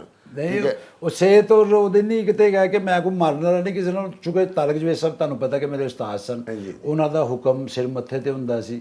ਤੋ ਕਹਿ ਕੇ ਮੈਨੂੰ ਇਹੀ ਲੱਗੇ ਸਨ ਕਿ ਵੀ ਇੰਜ, ਤੇ ਮੈਂ ਕਿਹਾ ਸ਼ਾਇਦ ਪਤਾ ਨਹੀਂ ਕੋਈ ਮਸਲਾ ਹੈ, ਪਰ ਨਾਲ ਉਹਨਾਂ ਦਾ ਹੁਕਮ ਮੰਨਿਆ ਗਿਆ। ਜਿਹੜੇ ਮੈਂ ਤੁਹਾਨੂੰ ਦੇਖਿਆ ਤੇ ਤੁਸੀਂ ਤੇ ਫਨਕਾਰ ਚੁੱਕੇ, ਉਹ ਗਲੈਡਰ ਵਾਲਾ ਹੀ ਮੈਂ ਪ੍ਰੋਗਰਾਮ ਤੁਹਾਡਾ ਦੇਖਿਆ, ਮੈਂ ਤੇ ਮੈਨੂੰ ਵੈਸੇ ਮੈਂ ਕਿਹਾ ਯਾਰ ਕਿੱਡਾ ਸੋਹਣਾ ਫਨਕਾਰ ਹੈ, ਕਿੱਡੀ ਅੱਛੀ ਗੱਲ ਕਰ ਰਿਹਾ ਮੁੰਡਾ। ਤੇ ਉਹ ਤਾਰਿਕ ਸਾਹਿਬ ਨੇ ਜਦੋਂ ਮੈਨੂੰ ਪਤਾ ਲੱਗਿਆ ਕਿ ਤੁਹਾਨੂੰ ਹੀ ਮਿਲਣ ਆਏ ਨੇ, ਇਹਨੂੰ ਮਾਰ ਰਹੇ, ਤੇ ਉਹ ਮੈਂ ਤੇ ਉਹ ਬਿਲਕੁਲ ਨਹੀਂ, ਕਿਉਂਕਿ ਫਨਕਾਰ ਤੁਸੀਂ ਤੇ ਬਹਰਹਾਲ ਇਹ ਤੁਹਾਡੀ ਮੇਰੀ ਵਾਕਈ ਮੁਲਾਕਾਤ ਸੀ। ਉਹ ਤੁਹਾਡੇ ਹਿੱਸੇ ਦੀ ਮਾਰ ਤਾਰਿਕ ਸਾਹਿਬ ਕੋਲੋਂ ਤੁਸੀਂ ਖਾਧੀ, ਉਹ ਮੈਂ ਖਾਧੀ। ਅਸੀਂ ਕਈ ਵਾਰੀ ਰਲ ਕੇ ਖਾਧੀ, ਔਰ ਸ਼ੁਕਰ ਹੈ ਇੱਕ ਸ਼ੇਖੂਪੁਰ ਤੁਸੀਂ ਇਕੱਠੇ ਡਰਾਮਾ ਕਰਕੇ ਆਏ ਸਨ, ਤੇ ਪਤਾ ਨਹੀਂ ਕੋਈ ਗੱਲ ਵੀ ਨਹੀਂ ਸੋਈ, ਤੇ ਸਾਨੂੰ ਦੋਵਾਂ ਨੂੰ ਲਾਤਾ ਤੇ ਸਬਜ਼ੀ ਵਾਲੀ ਟਰਾਲੀ ਤੇ ਬਹਿ ਗਏ ਸਰਦੀਆਂ 'ਚ ਤੇ ਲਾਹੌਰ ਆਏ ਸਾਂ। ਉਹ ਉਸਤਾਦ ਹੋਰਾਂ ਦੇ ਕਈ ਐਸੇ ਵਾਕਿਆਤ ਨੇ। ਠੀਕ ਹੈ, ਉਸਤਾਦ ਹੋਰੀ ਤੇ ਸਾਡੀ ਜ਼ਿੰਦਗੀ ਦੇ ਨਾਲ ਨਾਲ ਨੇ ਔਰ ਸ਼ਾਮਲ ਨੇ। ਨਹੀਂ, ਮੈਂ ਸਰ ਇੱਕ ਮੈਂ ਉਹਨਾਂ ਲਈ ਗੱਲ ਕਰਨਾ ਚਾਹ ਰਿਹਾ ਕਿ ਉਹ ਹੁੰਦਾ ਸੀ ਕਿ ਡਰਾਮਾ ਸ਼ੁਰੂ ਹੋਇਆ ਨਾ, ਤੇ ਉਹਨਾਂ ਨੇ ਮੇਨ ਰੋਲ ਆਪ ਕਰਨਾ, ਉਸਤਾਦ ਹੋਰਾਂ ਨੇ, ਤਾਰਿਕ ਜਵੇਦ ਸਾਹਿਬ ਨੇ, ਤੇ ਦੂਸਰੇ ਤੀਸਰੇ ਦਿਨ ਬਾਅਦ ਉਹਨਾਂ ਨੇ ਕਹਿਣਾ ਕਿ ਮੈਂ ਨਹੀਂ ਕਰ ਰਿਹਾ, ਇਹ ਅੱਜ ਜੀ ਇਹ ਸਰਦਾਰ ਕਮਾਲ ਕਰੇਗਾ ਜੀ, ਵੇਖਣਾ ਇਹ ਮੈਨੂੰ ਧੂੜਾਂ 'ਚ ਨਜ਼ਰ ਨਹੀਂ ਆਉਣ ਦੇਣਗੇ, ਇਹ ਮੈਨੂੰ ਢਾਹ ਦੇਗਾ, ਇਹ ਮੇਰੀ ਪੱਗ ਦੀਆਂ ਲੀਰਾਂ ਕਰ ਦੇਗਾ, ਚੱਲ ਬਈ ਓਏ ਇੱਧਰ ਇਕੱਠੇ ਹੋ, ਅੱਜ ਵੇਖਣਾ ਭਾਈ ਜਾਨ, ਅੱਜ ਕੰਮ ਹੋਣਾ ਜੇ, ਇਹਨੇ ਕਰਨਾ ਜੇ। ਮੈਂ ਵਿੱਚੋਂ ਡਰਨਾ ਕਿ ਯਾਰ ਮੈਂ ਇਹਨਾਂ ਦਾ ਕੀ ਕਰਨਾ, ਠੀਕ ਹੈ ਜੀ। ਉਹ ਮਸਲਸਲ ਹੁੰਦਾ ਕਿ ਕੋਈ ਵੀ ਡਰਾਮਾ ਚੱਲਿਆ, ਉਹਨਾਂ ਨੇ ਮੇਰਾ ਰੋਲ ਚੇਂਜ ਕਰਤਾ, ਤੀਸਰੇ ਦਿਨ ਚੌਥੇ ਦਿਨ ਉਹ ਵੀ ਕੱਢ ਦਿੱਤਾ, ਇਹ ਕਰ ਉਹ ਕਰ, ਬੁੱਢਾ ਬਾਬਾ, ਕਦੀ ਕੁਛ ਕਦੀ ਕੁਛ। ਮੈਂ ਵਿੱਚੋਂ ਤੰਗ ਆ ਜਾਣਾ ਸੀ ਕਿ ਯਾਰ ਇਹ ਕਿਉਂ ਕਰਾਉਂਦੇ ਨੇ ਮੇਰੇ ਕੋਲ ਇਸ ਤਰ੍ਹਾਂ। ਉਹ ਵਕਤ ਬਦਲਿਆ, ਤੇ ਲਾਹੌਰ ਜਦੋਂ ਅਸੀਂ ਆਏ ਤੇ ਓਪਨ ਏਅਰ ਥੀਏਟਰ, ਮਤਲਬ ਮੈਂ ਆਇਆ ਡਰਾਮਾ ਕਰਨ ਲਈ, ਮੈਂ ਨਾਲ ਲੈ ਕੇ ਆਏ ਨੇ, ਤੇ ਉਹਨਾਂ ਨੂੰ ਨਹੀਂ ਪਤਾ ਇਸੇ ਤਰ੍ਹਾਂ ਕੋਈ ਬਹੁਤ ਉਹਨਾਂ ਦੇ ਕੈਲੀਬਰ ਦੇ ਫਨਕਾਰ ਬੈਠੇ ਸਨ, ਤੇ ਮੈਂ ਪਿੱਛੇ ਖਲੋਤਾ। ਤੇ ਇਹ ਮੈਂ ਜਦੋਂ ਇਹ ਗੱਲ ਸੁਣੀ, ਠੀਕ ਹੈ ਜੀ, ਉਹਨਾਂ ਫਨਕਾਰਾਂ ਨੂੰ ਕਹਿ ਰਹੇ ਸਨ, ਮੈਂ ਫੈਸਲਾਬਾਦ ਤੋਂ ਆਪਣਾ ਮੁੰਡਾ ਲੈ ਕੇ ਆਇਆ, ਸ਼ਾਗਿਰਦ ਹੈ ਮੇਰਾ, ਪੁੱਤਰ ਹੈ, ਬੱਚਾ ਹੈ ਮੇਰਾ, ਮੈਂ ਦਾਅਵੇ ਨਾਲ ਤੁਹਾਨੂੰ ਸਾਰਿਆਂ ਨੂੰ ਕਹਿਣਾ ਜੋ ਮਰਜ਼ੀ ਉਹਦੇ ਕੋਲ ਕਰਾਓ, ਉਹ ਜੋ ਮਰਜ਼ੀ ਉਹਦੇ ਕੋਲ ਕਰਾਓ, ਮੈਂ ਐਡਾ ਤਿਆਰ ਕਰਕੇ ਲਿਆਇਆ। ਉਹ ਜਦੋਂ ਮੇਰੇ ਕੰਨਾਂ 'ਚ ਇਹ ਗੱਲ ਪਈ ਨਾ, ਤੇ ਮੈਂ ਆਪਣੇ ਆਪ ਨੂੰ ਬਹੁਤ ਕੋਸਿਆ, ਮੈਂ ਕਿਹਾ ਯਾਰ ਮੈਂ ਤੇ ਇਹ ਉਸਤਾਦ ਤੇ ਮੇਰੀ ਪ੍ਰੈਕਟਿਸ ਕਰਾ ਰਹੇ ਸਨ, Practice ਇਹ ਤੇ ਮੇਰੀ ਕਰਾ ਤਿਆਰੀ ਕਰਾ ਰਹੇ ਸਨ, ਇਸ ਤਰ੍ਹਾਂ ਹੀ ਤੇ ਮੈਂ ਇਹਨਾਂ ਕੋਲ ਨੱਸਣਾ ਸਾਂ, ਮੈਂ ਨੱਸਿਆ ਮਗਰ ਉਸਤਾਦ ਨੇ ਮੈਨੂੰ ਨਹੀਂ ਛੱਡਿਆ। ਕਿਆ ਠੀਕ ਹੈ ਜੀ, ਇਸ ਹਵਾਲੇ ਨਾਲ ਬਹੁਤ ਵੱਡੇ ਇਨਸਾਨ ਵੀ ਬਹੁਤ ਬਹੁਤ ਵੱਡੇ ਵੱਡੇ ਸਨ ਇਨਸਾਨ ਔਰ ਸਨ। ਉਸਤਾਦ ਵੀ ਵੱਡੇ ਸਨ। ਅੱਜ ਅਸੀਂ ਇੱਥੇ ਬੈਠੇ ਹਾਂ ਤੇ ਉਹਨਾਂ ਦਾ ਕਿਆ ਸੁਣਾਇਆ, ਬਲਕਿ ਉਹਨਾਂ ਦਾ ਹੀ ਕਰ ਰਹੇ ਹਾਂ, ਸਿੱਖਿਆ। ਕਿਆ ਅੱਛਾ ਸਰਦਾਰ ਸਾਹਿਬ, ਇਹ ਮਸਤਾਨਾ ਸਾਹਿਬ ਦੀ ਸ਼ਾਗਿਰਦੀ ਕਿਦੋਂ ਹੋਈ, ਕਿੱਥੇ ਹੋਈ ਔਰ ਕਿਉਂ ਹੋਈ? ਮਸਤਾਨਾ ਸਾਹਿਬ ਦੀ ਸ਼ਾਗਿਰਦੀ, ਮੇਰਾ ਪਹਿਲਾ ਡਰਾਮਾ ਸੀ ਆਰਟਸ ਕੌਂਸਲ ਫੈਸਲਾਬਾਦ 'ਚ। ਠੀਕ ਹੈ ਜੀ, ਅਮਜਦ ਜਵੇਦ ਸਾਹਿਬ ਮੇਰੇ ਦੋਸਤ ਹੁੰਦੇ ਸਨ, ਅਮਜਦ ਜਵੇਦ ਸਾਹਿਬ, ਇੱਕ ਡਾਰਲਿੰਗ ਸਾਹਿਬ, ਠੀਕ ਹੈ ਜੀ। ਉਹ ਮੈਂ ਜਦੋਂ ਆਇਆ ਤੇ ਸਟਾਰਟ ਸਾਈਡ ਡਰਾਮਾ ਕਰਨ ਲੱਗਿਆ, ਠੀਕ ਹੈ ਜੀ, ਤੇ ਉਹ ਅਮਜਦ ਜਵੇਦ ਸਾਹਿਬ ਨੇ ਮੇਰੀ ਸ਼ਾਗਿਰਦੀ ਕਰਵਾਈ। ਡਾਇਰੈਕਟਰ ਸਾਡੇ ਸਟੇਜ ਦੇ ਤਾਰਕ ਜਵੇਦ ਸਾਹਿਬ ਦੇ ਤਾਰਕ ਸ਼ਾਗਿਰਦ। ਜਵੇਦ ਸਾਹਿਬ ਦੇ ਸ਼ਾਗਿਰਦ ਅਮਜਦ ਜਵੇਦ ਸਾਹਿਬ ਨੇ ਕਿ ਮਸਤਾਨਾ ਸਾਹਿਬ ਦੇ ਸ਼ਾਗਿਰਦ ਹੋ, ਕਿਉਂਕਿ ਦੋਸਤ ਸੀ, ਮੈਂ ਕਿਹਾ ਠੀਕ ਹੈ ਮਸਤਾਨਾ ਸਾਹਿਬ ਸ਼ਾਗਿਰਦ ਹੋਏ ਨੇ। ਫਿਰ ਮੈਂ ਮਸਤਾਨਾ ਸਾਹਿਬ ਤੇ ਮਤਲਬ ਉਹ ਵੀ ਇਸੇ ਤਰ੍ਹਾਂ ਘਰ ਕਿੰਨੀ ਵਾਰੀ ਰਹੇ ਨੇ ਆ ਕੇ, ਠੀਕ ਹੈ ਜੀ। ਮਸਤਾਨਾ ਸਾਹਿਬ ਜਦੋਂ ਐਂਕਲ ਕਿਉਂ ਹਿੱਟ ਹੋਇਆ ਤੇ ਮੈਂ ਲਾਹੌਰ ਹੋ ਗਿਆ, ਤੂੰ ਘਰ ਹੀ ਰਹਿ ਰਹੇ ਸਨ, ਤੇ ਅੰਮੀ ਸੋਟੀ ਲੈ ਕੇ ਤੇ ਬਾਹਰ ਬੈਠੀ। ਮੈਂ ਖੈਰ ਐਵੇਂ ਕਹਿੰਦੀ ਨਿਆਣੇ ਐਂਕਲ ਕਿਉਂ ਦੇ ਸਾਲੇ, ਇਹ ਹੁਣੇ ਆ ਕੇ ਸੁੱਤਾ ਮਸਤਾਨਾ, ਇੱਥੇ ਰੌਲਾ ਪਾਈ ਜਾਂਦੇ ਐਂਕਲ ਕਿਉਂ ਵੀ ਸੌ ਲੈਣ ਦੇ ਉਹਨੂੰ ਵਿਚਾਰੇ ਨੂੰ, ਹੈ ਜੀ। ਕਿ ਮਸਤਾਨਾ ਸਾਹਿਬ ਵੀ ਅੰਮੀ ਪੈਰਾ ਦੇ ਗਈ, ਠੀਕ ਹੈ ਜੀ। ਉਹ ਕਈ ਵਾਰੀ ਮਤਲਬ ਇਸ ਤਰ੍ਹਾਂ ਮਸਤਾਨਾ ਸਾਹਿਬ ਫਿਰ ਕਈ ਉਹ ਮੈਂ ਆਪਣੇ ਵਿਊਅਰਸ ਨੂੰ ਦੱਸਦੇ ਆ, ਚੂੰਕਿ ਮਾਸ਼ਾਅੱਲਾ ਹਵੇਲੀਆਂ, ਘਰ ਵੱਡਾ ਸਰਦਾਰ ਕਮਾਲ ਸਾਹਿਬ ਦਾ। ਤੇ ਮੈਂ ਵੀ ਜਦੋਂ ਵੀ ਫੈਸਲਾਬਾਦ ਡਰਾਮਾ ਕਰਨ ਜਾਂਦਾ ਸਾਂ ਨਾ, ਤੇ ਡਰਾਮਾ ਗੋ ਅਸੀਂ ਉੱਥੇ ਫੈਸਲਾਬਾਦ ਕਰਨੇ ਸਾਂ, ਲੇਕਿਨ ਰਹਿੰਦੇ ਅਸੀਂ ਘਰ ਸਾਂ ਸਰਦਾਰ ਸਾਹਿਬ ਵੱਲ, ਬਲਕਿ ਸਰਦਾਰ ਸਾਹਿਬ ਦਾ ਨਹੀਂ, ਮਾਂ ਜੀ ਦੇ ਘਰ ਰਹਿੰਦੇ ਸਰ। ਤੁਹਾਡਾ ਘਰ ਹੈ ਅੱਜ ਵੀ, ਤੇ ਉਹ ਬੇਸ਼ੱਕ ਉਹ ਸਾਡਾ ਹੀ ਘਰ ਹੈ। ਅੱਛਾ ਸਰਦਾਰ ਸਾਹਿਬ, ਗੱਲਾਂ ਤੇ ਇਹੋ ਜਿਹੀਆਂ ਨੇ, ਇੱਕ ਨਿਸ਼ਚਿਤ ਤੁਹਾਡੇ ਨਾਲ ਫਿਰ ਅਸੀਂ ਰੱਖਾਂਗੇ। ਉਹ ਬਹੁਤ ਸਾਰੀਆਂ ਗੱਲਾਂ ਰਹਿ ਗਈਆਂ ਜਿਹੜੀਆਂ ਮੈਨੂੰ ਯਾਦ ਸਨ, ਤੇ ਉਹਨੂੰ ਮੈਂ ਅਗਲੀ ਵਾਰੀ ਤੁਹਾਡੇ ਨਾਲ ਕਰਾਂਗਾ ਤੁਹਾਡੇ ਹਵਾਲੇ ਨਾਲ। ਤੇ ਤੁਸੀਂ ਮੈਨੂੰ ਇਹ ਦੱਸੋ ਕਿ ਇਹ ਪ੍ਰੋਗਰਾਮ ਦਾ ਸੈਗਮੈਂਟ ਜਿਹੜਾ ਮੇਰਾ ਬਚਪਨ ਜੀ, ਹੁਣ ਬਚਪਨ, ਜਵਾਨੀ, ਤੇ ਮਾਸ਼ਾਅੱਲਾ ਜੇ ਜਵਾਨੀ ਤੇ ਅੱਗੋਂ ਫਿਰ ਬੁਢਾਪਾ ਵੀ ਸ਼ੁਰੂ ਹੋਣਾ ਹੈ, ਤੁਹਾਨੂੰ ਕੀ ਤੁਸੀਂ ਕਹਿਣਾ ਚਾਹੁੰਦੇ ਹੋ ਕਿ ਵੀ ਬਚਪਨ ਸੀ ਅੱਛਾ, ਜਵਾਨੀ ਬਹੁਤ ਅੱਛੀ ਸੀ, ਜਾਂ ਹੁਣ ਜਿਹੜਾ ਵਕਤ ਜਾ ਰਿਹਾ ਹੈ ਇਹ ਜ਼ਿਆਦਾ ਅੱਛਾ ਹੈ? ਜੀ ਮੈਂ ਜਵਾਨ ਤੁਸੀਂ ਹੁਣ ਵੀ ਹੋ, ਖੁਦਾ ਨਾ ਖਾਸਤਾ ਹੈ ਨਹੀਂ, ਲੇਕਿਨ ਐਕਸਪੀਰੀਅੰਸ ਦੇ ਹਿਸਾਬ ਨਾਲ। Thank you. ਮੈਂ ਜੀ ਗੱਲ ਕਰ, ਮੈਂ ਹੁਣ ਨਾਈ ਨੂੰ 700 ਰੁਪਇਆ ਦੇ ਗਿਆ, ਜਵਾਨ ਨਹੀਂ ਸੀ ਲੱਗਣਾ ਮੈਂ। ਹਾਂ ਅੱਛਾ, ਨਾਈ ਕੋਈ ਨਵਾਂ ਪ੍ਰਿੰਟ ਕੱਢਿਆ? ਬਚਪਨ ਦੀ ਤਾਂ ਬੰਦੇ ਨੂੰ ਹੋਸ਼ ਨਹੀਂ ਹੁੰਦੀ। ਸਾਡੇ ਕਿਰਾਏਦਾਰ ਹੁੰਦੇ ਸੀ ਅੰਮਾ, ਮੈਂ ਅੰਮਾ ਨਾਲ ਮੈਨੂੰ ਬੜੀ ਉਹ ਉਣਸ ਹੁੰਦੀ ਸੀ, ਔਰ ਅੰਮਾ ਨੂੰ ਵੀ, ਕਿ ਮੈਂ ਮਤਲਬ ਜ਼ਿਆਦਾ ਮੈਂ ਅੰਮਾ ਕੋਲ ਹੁੰਨਾ ਸਾਂ। ਉਹ ਜੂ ਵੱਡਾ ਹੋਣਾ ਤਾਂ ਫਿਰ ਮੈਨੂੰ ਸ਼ਰਮ ਆਉਣੀ ਸ਼ੁਰੂ ਹੋ ਗਈ ਜਦੋਂ ਅੰਮਾ ਕਹਿੰਦੀ ਤੁਧ ਮੇਰੇ ਤੇ ਛੀ ਕੀਤਾ ਸੀ ਬਚਪਨ 'ਚ। ਤੇ ਮੈਨੂੰ ਜੂ ਵੱਡਾ ਹੋਇਆ ਤਾਂ ਮੈਨੂੰ ਸ਼ਰਮ ਆਵੇ ਕਿ ਯਾਰ ਮੈਂ ਹਰਕਤ ਕਿਉਂ ਕੀਤੀ ਸੀ ਅੰਮਾ ਤੇ, ਠੀਕ ਹੈ ਜੀ। ਤੇ ਮੈਂ ਅੰਮਾ ਦੀ ਬੜੀ ਖਿਦਮਤ ਕਰਨੀ, ਠੀਕ ਹੈ ਜੀ। ਜਵਾਨੀ ਅਲਹਮਦੁਲਿਲਾ ਸਾਡੀ ਜਵਾਨੀ ਕੋਈ ਇਸ ਤਰ੍ਹਾਂ ਦੀ ਲੰਘੀ ਹੈ ਕਿ ਜਾਂ ਜਿਸ ਤਰ੍ਹਾਂ ਵੀ ਹੈ, ਅੱਜ ਵੀ ਮੈਨੂੰ ਇਹ ਫਖਰ ਇਸ ਗੱਲ ਦਾ ਕਿ ਮੈਂ ਆਪਣੇ ਮੁਹੱਲੇ 'ਚ, ਆਪਣੇ ਇਲਾਕੇ 'ਚ ਜਿੱਦੇ ਕਿਤੇ ਚਲਾ ਜਾਵਾਂ, ਮੈਨੂੰ ਕਿਸੇ ਘਰ ਦਾ ਦਰਵਾਜ਼ਾ ਖੜਕਾਉਣ ਦੀ ਜ਼ਰੂਰਤ ਨਹੀਂ, ਕਿਉਂਕਿ ਮੈਨੂੰ ਇੰਝ ਲੱਗਦਾ ਕਿ ਹਰ ਘਰ ਮੇਰਾ ਹੈ, ਤੇ ਹਰ ਘਰ ਵਾਲਿਆਂ ਨੂੰ ਲੱਗਦਾ ਕਿ ਇਹ ਸਾਡਾ ਹੈ। ਉਸੇ ਤਰ੍ਹਾਂ ਭੈਣਾਂ, ਧੀਆਂ, ਬੱਚੇ, ਉਹ ਜਿਹੜੇ ਵੱਡੇ ਹੋ ਗਏ, ਠੀਕ ਹੈ ਜੀ, ਜਿਹੜੀਆਂ ਸਾਡੇ ਤਾਂ ਬੱਚੀਆਂ ਵਿਆਹੀਆਂ ਗਈਆਂ, ਉਹ ਅੱਜ ਵੀ ਮੈਨੂੰ ਯਾਦ ਨੇ ਕਿ ਕਿਹੜੀ ਕਿਹੜੀ ਭੈਣ ਕਿੱਥੇ ਕਿੱਥੇ ਵਿਆਹੀ ਗਈ, ਕਿਹਦੇ ਕਿਹਦੇ ਵਿਆਹ 'ਚ ਅਸੀਂ ਕੀ ਕੀ ਕੀਤਾ। ਉਹ ਸਾਰਾ ਕੁਝ ਇੱਕ ਬੜਾ ਮੁਹੱਬਤ ਸੀ। ਉਹ ਮੁਹੱਲੇ ਹੁਣ ਆਸਤਾ ਆਸਤਾ ਉਹ ਖਤਮ ਹੁੰਦੇ ਜਾ ਰਹੇ ਨੇ, ਪਿਆਰ ਵੀ ਖਤਮ ਹੁੰਦੇ ਜਾ ਰਹੇ ਨੇ। ਤੇ ਬੁਢਾਪਾ ਜਿਹੜਾ, ਤੇ ਦੇਖੋ ਉਹ ਤੇ ਗੱਲ ਹੈ ਨਾ, ਕਿਉਂਕਿ ਮੁਹੱਲਾ ਇੱਕ ਐਸੀ ਚੀਜ਼ ਹੁੰਦੀ ਹੈ, ਕੋਈ ਘਰ ਹੀ ਹੁੰਦਾ ਹੈ, ਹਾਂਜੀ, ਉਹਦੇ ਬੂਹੇ ਅਲੱਗ-ਅਲੱਗ ਹੁੰਦੇ ਨੇ। ਤੇ ਤੁਸੀਂ ਮੁਹੱਲੇ ਦੇ ਪੁੱਤਰ ਸੋ, ਤੁਸੀਂ ਪਾਕਿਸਤਾਨ ਦੇ ਪੁੱਤਰ ਹੋ, ਫੈਸਲਾਬਾਦ ਦੇ ਪੁੱਤਰ ਹੋ, ਤੇ ਇਸ ਕਰਕੇ ਮੁਹੱਲੇ ਦੇ ਦਰਵਾਜ਼ੇ ਤੇ ਤੁਹਾਡੇ ਵਾਸਤੇ ਐਜ਼ ਏ ਪੁੱਤਰ ਹਮੇਸ਼ਾ ਖੁੱਲੇ ਰਹੇ। ਜੀ ਜੀ ਜੀ। ਤੇ ਜਵਾਨੀ ਵਿੱਚ ਜਿਹੜੇ ਮੁਹੱਲੇ ਤੋਂ ਬਾਹਰ ਦੇ ਦਰਵਾਜ਼ੇ ਸਨ, ਉਹ ਐਜ਼ ਏ ਪੁੱਤਰ ਜਾਂ ਐਜ਼ ਏ ਜਵਾਈ ਖੁੱਲਦੇ ਸਨ? ਉਹ ਐਵੇਂ ਹੀ ਹੁੰਦਾ, ਮੈਂ ਕਿਹਾ ਦੇਖ ਲਓ। ਅੱਛਾ ਚਲੋ, ਅਸੀਂ ਤਾਂ ਤੁਹਾਡੀ ਉਂਗਲ ਫੜ ਕੇ ਟੁਰੇ ਹਾਂ। ਹੈ ਜੀ। ਅੱਛਾ ਜੀ, ਅਸੀਂ ਪਿੱਛੇ ਰਹੇ, ਜਿਹੜਾ ਦਰਵਾਜ਼ਾ ਖੁੱਲ੍ਹਿਆ ਸੀ ਤੁਹਾਡੇ ਮਗਰ ਚਲੇ ਗਏ। ਨਹੀਂ ਖੈਰ, ਅੱਛਾ ਚਲੋ। ਉਹ ਅਸਲ ਸਭ ਮੈਂ ਅਰਜ਼ ਕਰਨਾ ਚਾਹ ਰਿਹਾ ਕਿ ਦੇਖੋ, ਜੇ ਤੁਸੀਂ ਨਾ ਅੱਲਾ ਨੇ ਅੱਛਾਈ ਕਰਨ ਦੀ ਕੋਸ਼ਿਸ਼ ਕਰੋ, ਔਰ ਮਾਸ਼ਾਅੱਲਾ ਇਹਦੇ 'ਚ ਕੋਈ ਸ਼ੱਕ ਨਹੀਂ, ਪੂਰੀ ਫੀਲਡ ਜਿਹੜੇ ਤੁਹਾਡੇ ਮਿਲਣ ਗਿਲਣ ਵਾਲੇ ਨੇ, ਉਹ ਤੁਹਾਡੀ ਕੰਡ ਪਿੱਛੇ ਵੀ ਕਹਿ ਰਹੇ ਨੇ ਯਾਰ ਹਸਨ ਸਾਹਿਬ ਵਰਗੇ ਨਫੀਸ ਔਰ ਅੱਛੇ ਇਨਸਾਨ ਕੋਈ ਨਹੀਂ, ਠੀਕ ਹੈ ਨਾ ਜੀ। ਇਹ ਮੁਹੱਬਤ ਤੇ ਪਿਆਰ ਜਿੱਥੇ ਤੱਕ ਵੰਡ ਸਕੋ, ਠੀਕ ਹੈ ਨਾ ਜੀ। ਉਹ ਮੈਨੂੰ ਗੱਲ ਤਾਂ ਥੋੜ੍ਹੀ ਐਵੇਂ ਕਿ ਇੱਕ ਮੁਲਤਾਨ ਤੋਂ ਇੱਕ ਆ ਗਏ ਨੇ ਸਾਹਿਬ, ਡਾਂਸਰ ਸਨ, ਤੇ ਹਲਕੇ ਜਿਹੇ ਵਿਚਾਰੇ ਡਾਂਸਰ ਸਨ। ਉਹ ਇੱਕ ਦਿਨ ਮੈਂ ਨਿਕਲਿਆ ਥੀਏਟਰ ਤੋਂ, ਤੇ ਉਹ ਪੈਦਲ ਜਾ ਰਹੇ ਸਨ, ਤੇ ਮੈਨੂੰ, ਮੈਂ ਗੱਡੀ ਰੋਕ ਲਈ, ਮੈਂ ਤੁਸੀਂ ਕਿੱਧਰ ਜਾਣਾ ਹੈ? ਉਹ ਮੈਨੂੰ ਕਹਿੰਦੇ ਮੈਂ ਸਟੂਡੀਓ ਜਾਣਾ ਹੈਗਾ। ਮੈਂ ਕਿਹਾ ਆ ਜਾਓ, ਬਹਿ ਜਾਓ। ਉਹ ਪਹਿਲੇ ਤਾਂ ਇਸ ਗੱਲ ਤੋਂ ਡਰੇ ਕਿ ਇਹਨੇ ਕਹਿਤਾ ਬਹਿ ਜਾਓ। ਮੈਂ ਕਿਹਾ ਕੋਈ ਆ ਜਾਓ, ਬਹਿ ਜਾਓ, ਕੋਈ ਐਸੀ ਗੱਲ ਨਹੀਂ। ਸਰਦੀਆਂ ਸਨ ਸ਼ਦੀਦ। ਉਹ ਆ ਗਏ ਤੇ ਗੱਡੀ 'ਚ ਬਹਿ ਗਏ ਨੇ। ਗੱਡੀ 'ਚ ਬੈਠੇ ਨੇ ਤੇ ਮੈਂ ਕਿਹਾ ਤੁਸੀਂ ਸਟੂਡੀਓ ਕਿੱਥੇ ਰਹਿਣਾ? ਉਹਨਾਂ ਨੇ ਕਿਸੇ ਆਫਿਸ ਕਿਹਾ ਮੈਂ ਰਹਿਣਾ। ਮੈਂ ਕਿਹਾ ਤੇ ਕੁਛ ਐ ਸੁਣ ਲਈ ਰਸਤੇ ਗੱਲਾਂ ਗੁੱਲਾਂ ਹੁੰਦੇ ਨੇ। ਉਹਨੇ ਕਿਹਾ ਨਹੀਂ ਕੋਈ ਐਸੀ ਗੱਲ ਨਹੀਂ, ਮੈਂ ਆਇਆ ਮੁਲਤਾਨੋਂ ਆਇਆ ਤੇ ਫਿਰ ਇੰਝ ਹੋ ਜਾਏਗਾ ਤੇ ਇੰਝ ਹੋ ਜਾਏਗਾ। ਠੀਕ।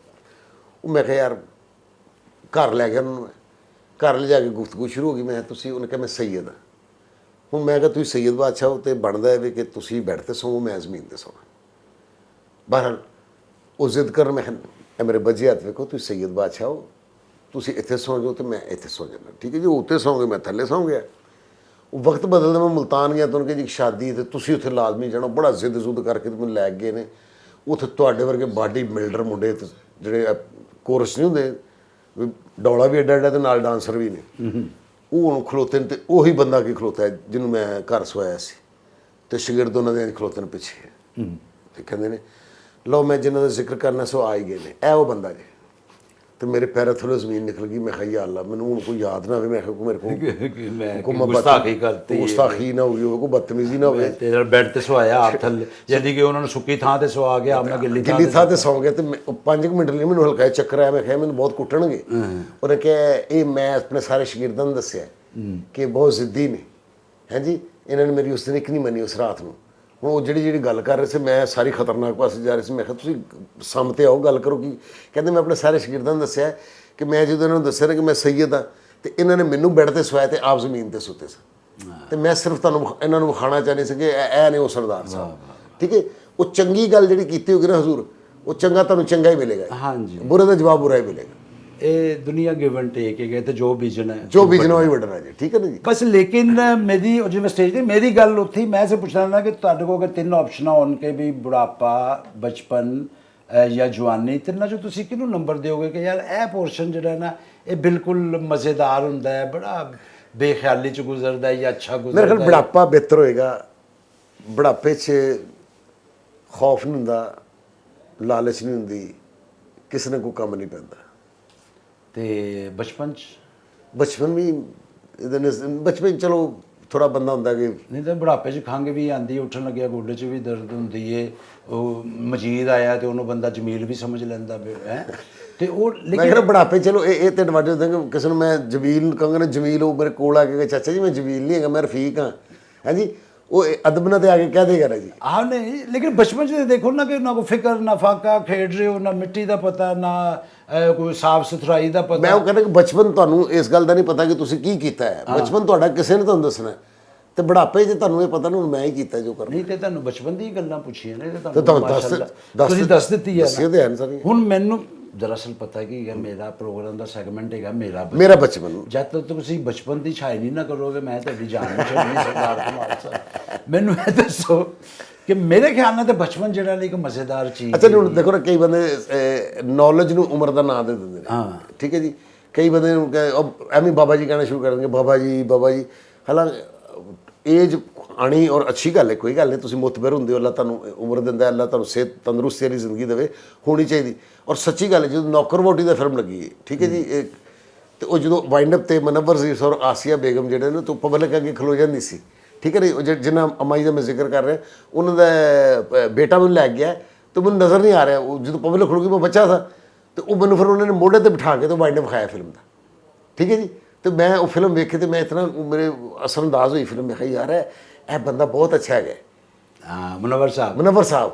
ਮੈਂ ਕਿਹਾ ਆਂਤੇ ਲੋਕੀ ਖੁਸ਼ ਹੁੰਦੇ ਨੇ, ਤਾੜੀਆਂ ਮਾਰਦੇ ਨੇ। ਅਜੇ ਬੱਚਾ ਸਾਂ ਮੈਂ, ਤੇ ਮੈਨੂੰ ਕੋਈ ਗੱਲ ਦੀ ਸਮਝ ਵੀ ਨਹੀਂ ਸੀ, ਸੈਂਸ ਵੀ ਨਹੀਂ ਸੀ, ਲੇਕਿਨ ਉਹ ਮੈਨੂੰ ਲੋਕਾਂ ਨਾਲ ਵੇਖ ਕੇ ਨਾ ਇਹ ਖੁਸ਼ੀ ਹੋ ਰਹੀ ਸੀ ਕਿ ਯਾਰ ਇਹ ਲੋਕੀ ਹੱਸ ਰਹੇ ਨੇ, ਲੋਟ ਪੋਟ ਹੋ ਰਹੇ ਨੇ, ਯਾਰ ਇਹ ਬੰਦਾ ਠੀਕ ਹੈਗਾ। ਬਸ ਇਹੀ ਗੱਲ ਹੈ ਕਿ ਉਹ ਚੁੱਕੇ। ਠੀਕ ਹੈ ਜੀ, ਰੂਹ ਦਾ ਤਾਲੁਕ। ਫਿਰ ਅੱਬਾ ਜੀ ਨੇ ਮੈਨੂੰ ਵਿਖਾਤੀ ਬਾਲਾ ਗੁਜਰ, ਤੇ ਬਾਲਾ ਗੁਜਰ ਜੀ ਮੁਨੱਵਰ ਅਜ਼ੀਜ਼ ਸਾਹਿਬ ਸਨ। ਠੀਕ ਹੈ ਜੀ, ਉਹ ਬਾਲਾ ਗੁਜਰ ਜਿਹੜੀ ਵੇਖਣੀ ਸੀ, ਉਹ ਉਸ ਤੋਂ ਬਾਅਦ ਬਾਲਾ ਗੁਜਰ ਦਿਖਾਉਣ ਦਾ ਮਤਲਬ ਅੱਬੇ ਨੇ ਆਪਣਾ ਪੁੱਤਰ ਆਪਣੇ ਤੋਂ ਗਵਾ ਲਿਆ। ਉਹ ਮੁਨੱਵਰ ਸਾਹਿਬ ਨੂੰ ਲੜ ਗਏ। ਠੀਕ ਹੈ ਜੀ, ਉਹ ਫਿਰ ਮੈਂ ਨਿਕਲਣਾ ਸ਼ੁਰੂ ਕਰਤਾ। ਗੁੱਡ ਇੰਸਪਾਇਰੇਸ਼ਨ ਤੁਹਾਡੀ। ਇੰਸਪਾਇਰ ਹੋ ਗਿਆ ਮੈਂ ਕਿ ਯਾਰ ਇਹ ਕੰਮ ਕਰਨਾ ਤੇ ਇਹ ਕਰਨਾ। ਵਿਲਨ ਵੀ ਆਉਂਦੇ ਸਨ, ਦੂਜੇ ਲੋਕ ਵੀ ਆਉਂਦੇ ਸਨ, ਉਹ ਕਿਸੇ ਨੂੰ ਫੈਂਟੀ ਪੈ ਰਹੀ ਹੈ, ਕੋਈ ਕਿਸੇ ਨੂੰ ਖੂਨ ਖਰਾਬ ਹੋ ਰਿਹਾ, ਉਹ ਮੈਨੂੰ ਚੰਗਾ ਨਹੀਂ ਸੀ ਲੱਗਦਾ। ਮੈਨੂੰ ਉਹ ਚੰਗਾ ਲੱਗਦਾ ਕਿ ਜਦੋਂ ਆਉਂਦੇ ਸਨ ਤੇ ਬਿਲਕੁਲ ਸਾਰੇ ਲੋਕ ਨਾ ਤੇ ਹੋਰ ਤਰ੍ਹਾਂ ਦੇ ਹੋ ਜਾਂਦੇ ਸਨ ਕਿ ਯਾਰ ਇਹ ਠੀਕ ਹੈ, ਗੁੱਡ। ਅੱਲਾਹ ਪਾਕ ਨੇ ਜਿਹੜੀ ਗੱਲ ਤੁਹਾਡੇ ਚ ਪਾਈ ਸੀ, ਜਿਹੜੀ ਉਹ ਤਾਰ ਖੜਕਦੀ ਸੀ, ਉਹ ਮੈਚ ਹੀ ਉਸ ਸੁਰ ਨਾਲ ਹੁੰਦੀ ਸੀ। ਬਸ ਉਹ ਤੇ ਮੁਨੱਵਰ ਸਾਹਿਬ ਤੇ ਉਹ ਨੌਕਰ ਵੋਟੀ ਦਾ ਜਿੱਥੇ ਕਹਿੰਦੇ ਨੇ ਕਿ ਵਾਈਡਰ ਦੇ ਉੱਤੇ ਕਿ ਮੇਰੀ ਜਾਨ ਲਿਆਵਾ ਲੈ ਜਿਸ ਪਾਰੀ ਵਾਲਾ ਪਾਨ। ਪਾਨ ਹੈ ਜਾਓ ਫਿਰ ਬਾਅਦ ਕੀ ਵੇ- ਕਹਿੰਦੇ ਕਿ ਤੁਸੀਂ ਵੀ ਮੇਰੇ ਆਪਣੇ ਘਰਾਂ ਜਾਓ ਕੋਈ ਐਂਟੀ ਕੋਈ ਡਾਇਲੌਗ ਸੀ ਨਾ ਕਿ ਤੁਸੀਂ ਆਪਣੇ ਘਰਾਂ ਜਾਓ ਕੀ ਵੇਖ ਰਹੇ ਹੋ ਹਾਂ ਕੀ ਵੇਖ ਰਹੇ ਹੋ ਤੇ ਉਹ ਮੈਨੂੰ- ਤੇ ਸਰਦਾਰ ਕਮਾਲ ਸਾਹਿਬ ਚੂੰਕਿ ਗੱਲਾਂ ਬਹੁਤ ਜ਼ਿਆਦਾ ਨੇ ਔਰ ਚੱਲਦੀਆਂ ਰਹਿਣਗੀਆਂ। ਮੈਂ ਤੁਹਾਨੂੰ ਕਿਹਾ ਕਿ ਇੱਕ ਨਸ਼ਿਸ਼ ਤੁਹਾਡੇ ਨਾਲ ਹੋਰ ਹੋਏਗੀ। ਫਨਕਾਰ ਜਿਸ ਤਰ੍ਹਾਂ ਮਨੋਵਰ ਜੀ ਸਾਹਿਬ ਦਾ ਜ਼ਿਕਰ ਹੋਇਆ, ਸਰਦਾਰ ਕਮਾਲ ਸਾਹਿਬ ਚੂੰਕਿ ਇੱਕ ਅਰਸਾ ਹੋ ਗਿਆ ਇਸ ਕੰਮ ਦੇ ਵਿੱਚ, ਮੇਰੀ ਜਿਹੜੀ ਕੋਈ ਛੋਟੀ ਮੋਟੀ ਆਬਜ਼ਰਵੇਸ਼ਨ ਹੈ ਕਿ ਕੁਝ ਫਨਕਾਰ ਹੁੰਦੇ ਨੇ ਜਿਹੜੇ ਨਾ ਬੰਦੇ ਦੇ ਦਿਮਾਗ ਤੇ ਰਾਜ ਕਰਦੇ ਨੇ, ਕਿ ਰਾਤ ਨੂੰ ਦਿਮਾਗ ਤੇ ਸਵਾਰ ਹੋਏ ਤੇ ਸਵੇਰੇ ਉਤਰ ਜਾਣ ਜਾਂ ਸਾਲ ਬਾਅਦ ਉਤਰ ਜਾਣ। ਕੁਝ ਫਨਕਾਰ ਐਸੇ ਹੁੰਦੇ ਨੇ ਜਿਹੜੇ ਦਿਲਾਂ ਤੇ ਰਾਜ ਕਰਦੇ ਨੇ ਜੀ ਬਿਲਕੁਲ ਸਹੀ। ਤੇ ਬਹੁਤ ਘੱਟ ਐਸੇ ਫਨਕਾਰ ਹੁੰਦੇ ਨੇ ਜਿਹੜੇ ਰੂਹਾਂ ਦੇ ਵਿੱਚ ਸਰਾਇਤ ਕਰ ਜਾਂਦੇ। ਬਿਲਕੁਲ ਸਹੀ, ਦਰੁਸਤ ਗੱਲ ਹੈ, ਠੀਕ ਹੈ। ਦਰੁਸਤ ਗੱਲ ਹੈ ਜੀ। ਇਸੇ ਫਨਕਾਰਾਂ ਦੇ ਵਿੱਚੋਂ ਮੇਰੇ ਮੌਜੂਦ ਦੋਸਤੋ ਸਰਦਾਰ ਕਮਾਲ ਸਾਹਿਬ ਵੀ ਇੱਕ ਐਸਾ ਹੀ ਫਨਕਾਰ ਨੇ ਜਿਹੜੇ ਕਿ ਰੂਹਾਂ ਦੇ ਵਿੱਚ ਸਰਾਇਤ ਕਰਦੇ ਹਾਂ, ਸੈਰ ਨਹੀਂ ਸੈਰ, ਬਿਲਕੁਲ ਸੈਰ, ਨਹੀਂ, ਨਹੀਂ। ਮੈਂ ਔਰ ਉਹ ਚੀਦਾ ਫਨਕਾਰ ਹੁੰਦੇ ਨੇ ਕਿਉਂਕਿ ਇਹਨਾਂ ਦੀ ਜ਼ਿੰਦਗੀ ਵੀ ਔਰ ਇਹਨਾਂ ਦਾ ਫਨ ਵੀ ਔਰ ਇਹਨਾਂ ਦਾ ਕੰਮ ਵੀ, ਯਾਨੀ ਕਿ ਇਹਨਾਂ ਦੀ ਜ਼ਾਤੀ ਲਾਈਫ ਔਰ ਪ੍ਰੋਫੈਸ਼ਨਲ ਲਾਈਫ, ਇਹਦੇ 'ਚ ਕੋਈ ਤਜ਼ਾਦ ਨਹੀਂ ਹੈਗਾ। ਉਹ ਜਿਸ ਤਰ੍ਹਾਂ ਇਹ ਕੈਮਰੇ ਦੇ ਸਾਹਮਣੇ ਤੁਹਾਨੂੰ ਅੱਛੀ ਪਰਫਾਰਮੈਂਸ ਨਜ਼ਰ ਆਉਂਦੇ ਨੇ ਔਰ ਐਜ਼ ਏ ਇਨਸਾਨ ਵੀ ਆਮ ਜ਼ਿੰਦਗੀ ਦੇ ਵਿੱਚ ਵੀ ਇਹ ਉਸੇ ਤਰ੍ਹਾਂ ਹੀ ਅੱਛੇ ਨੇ।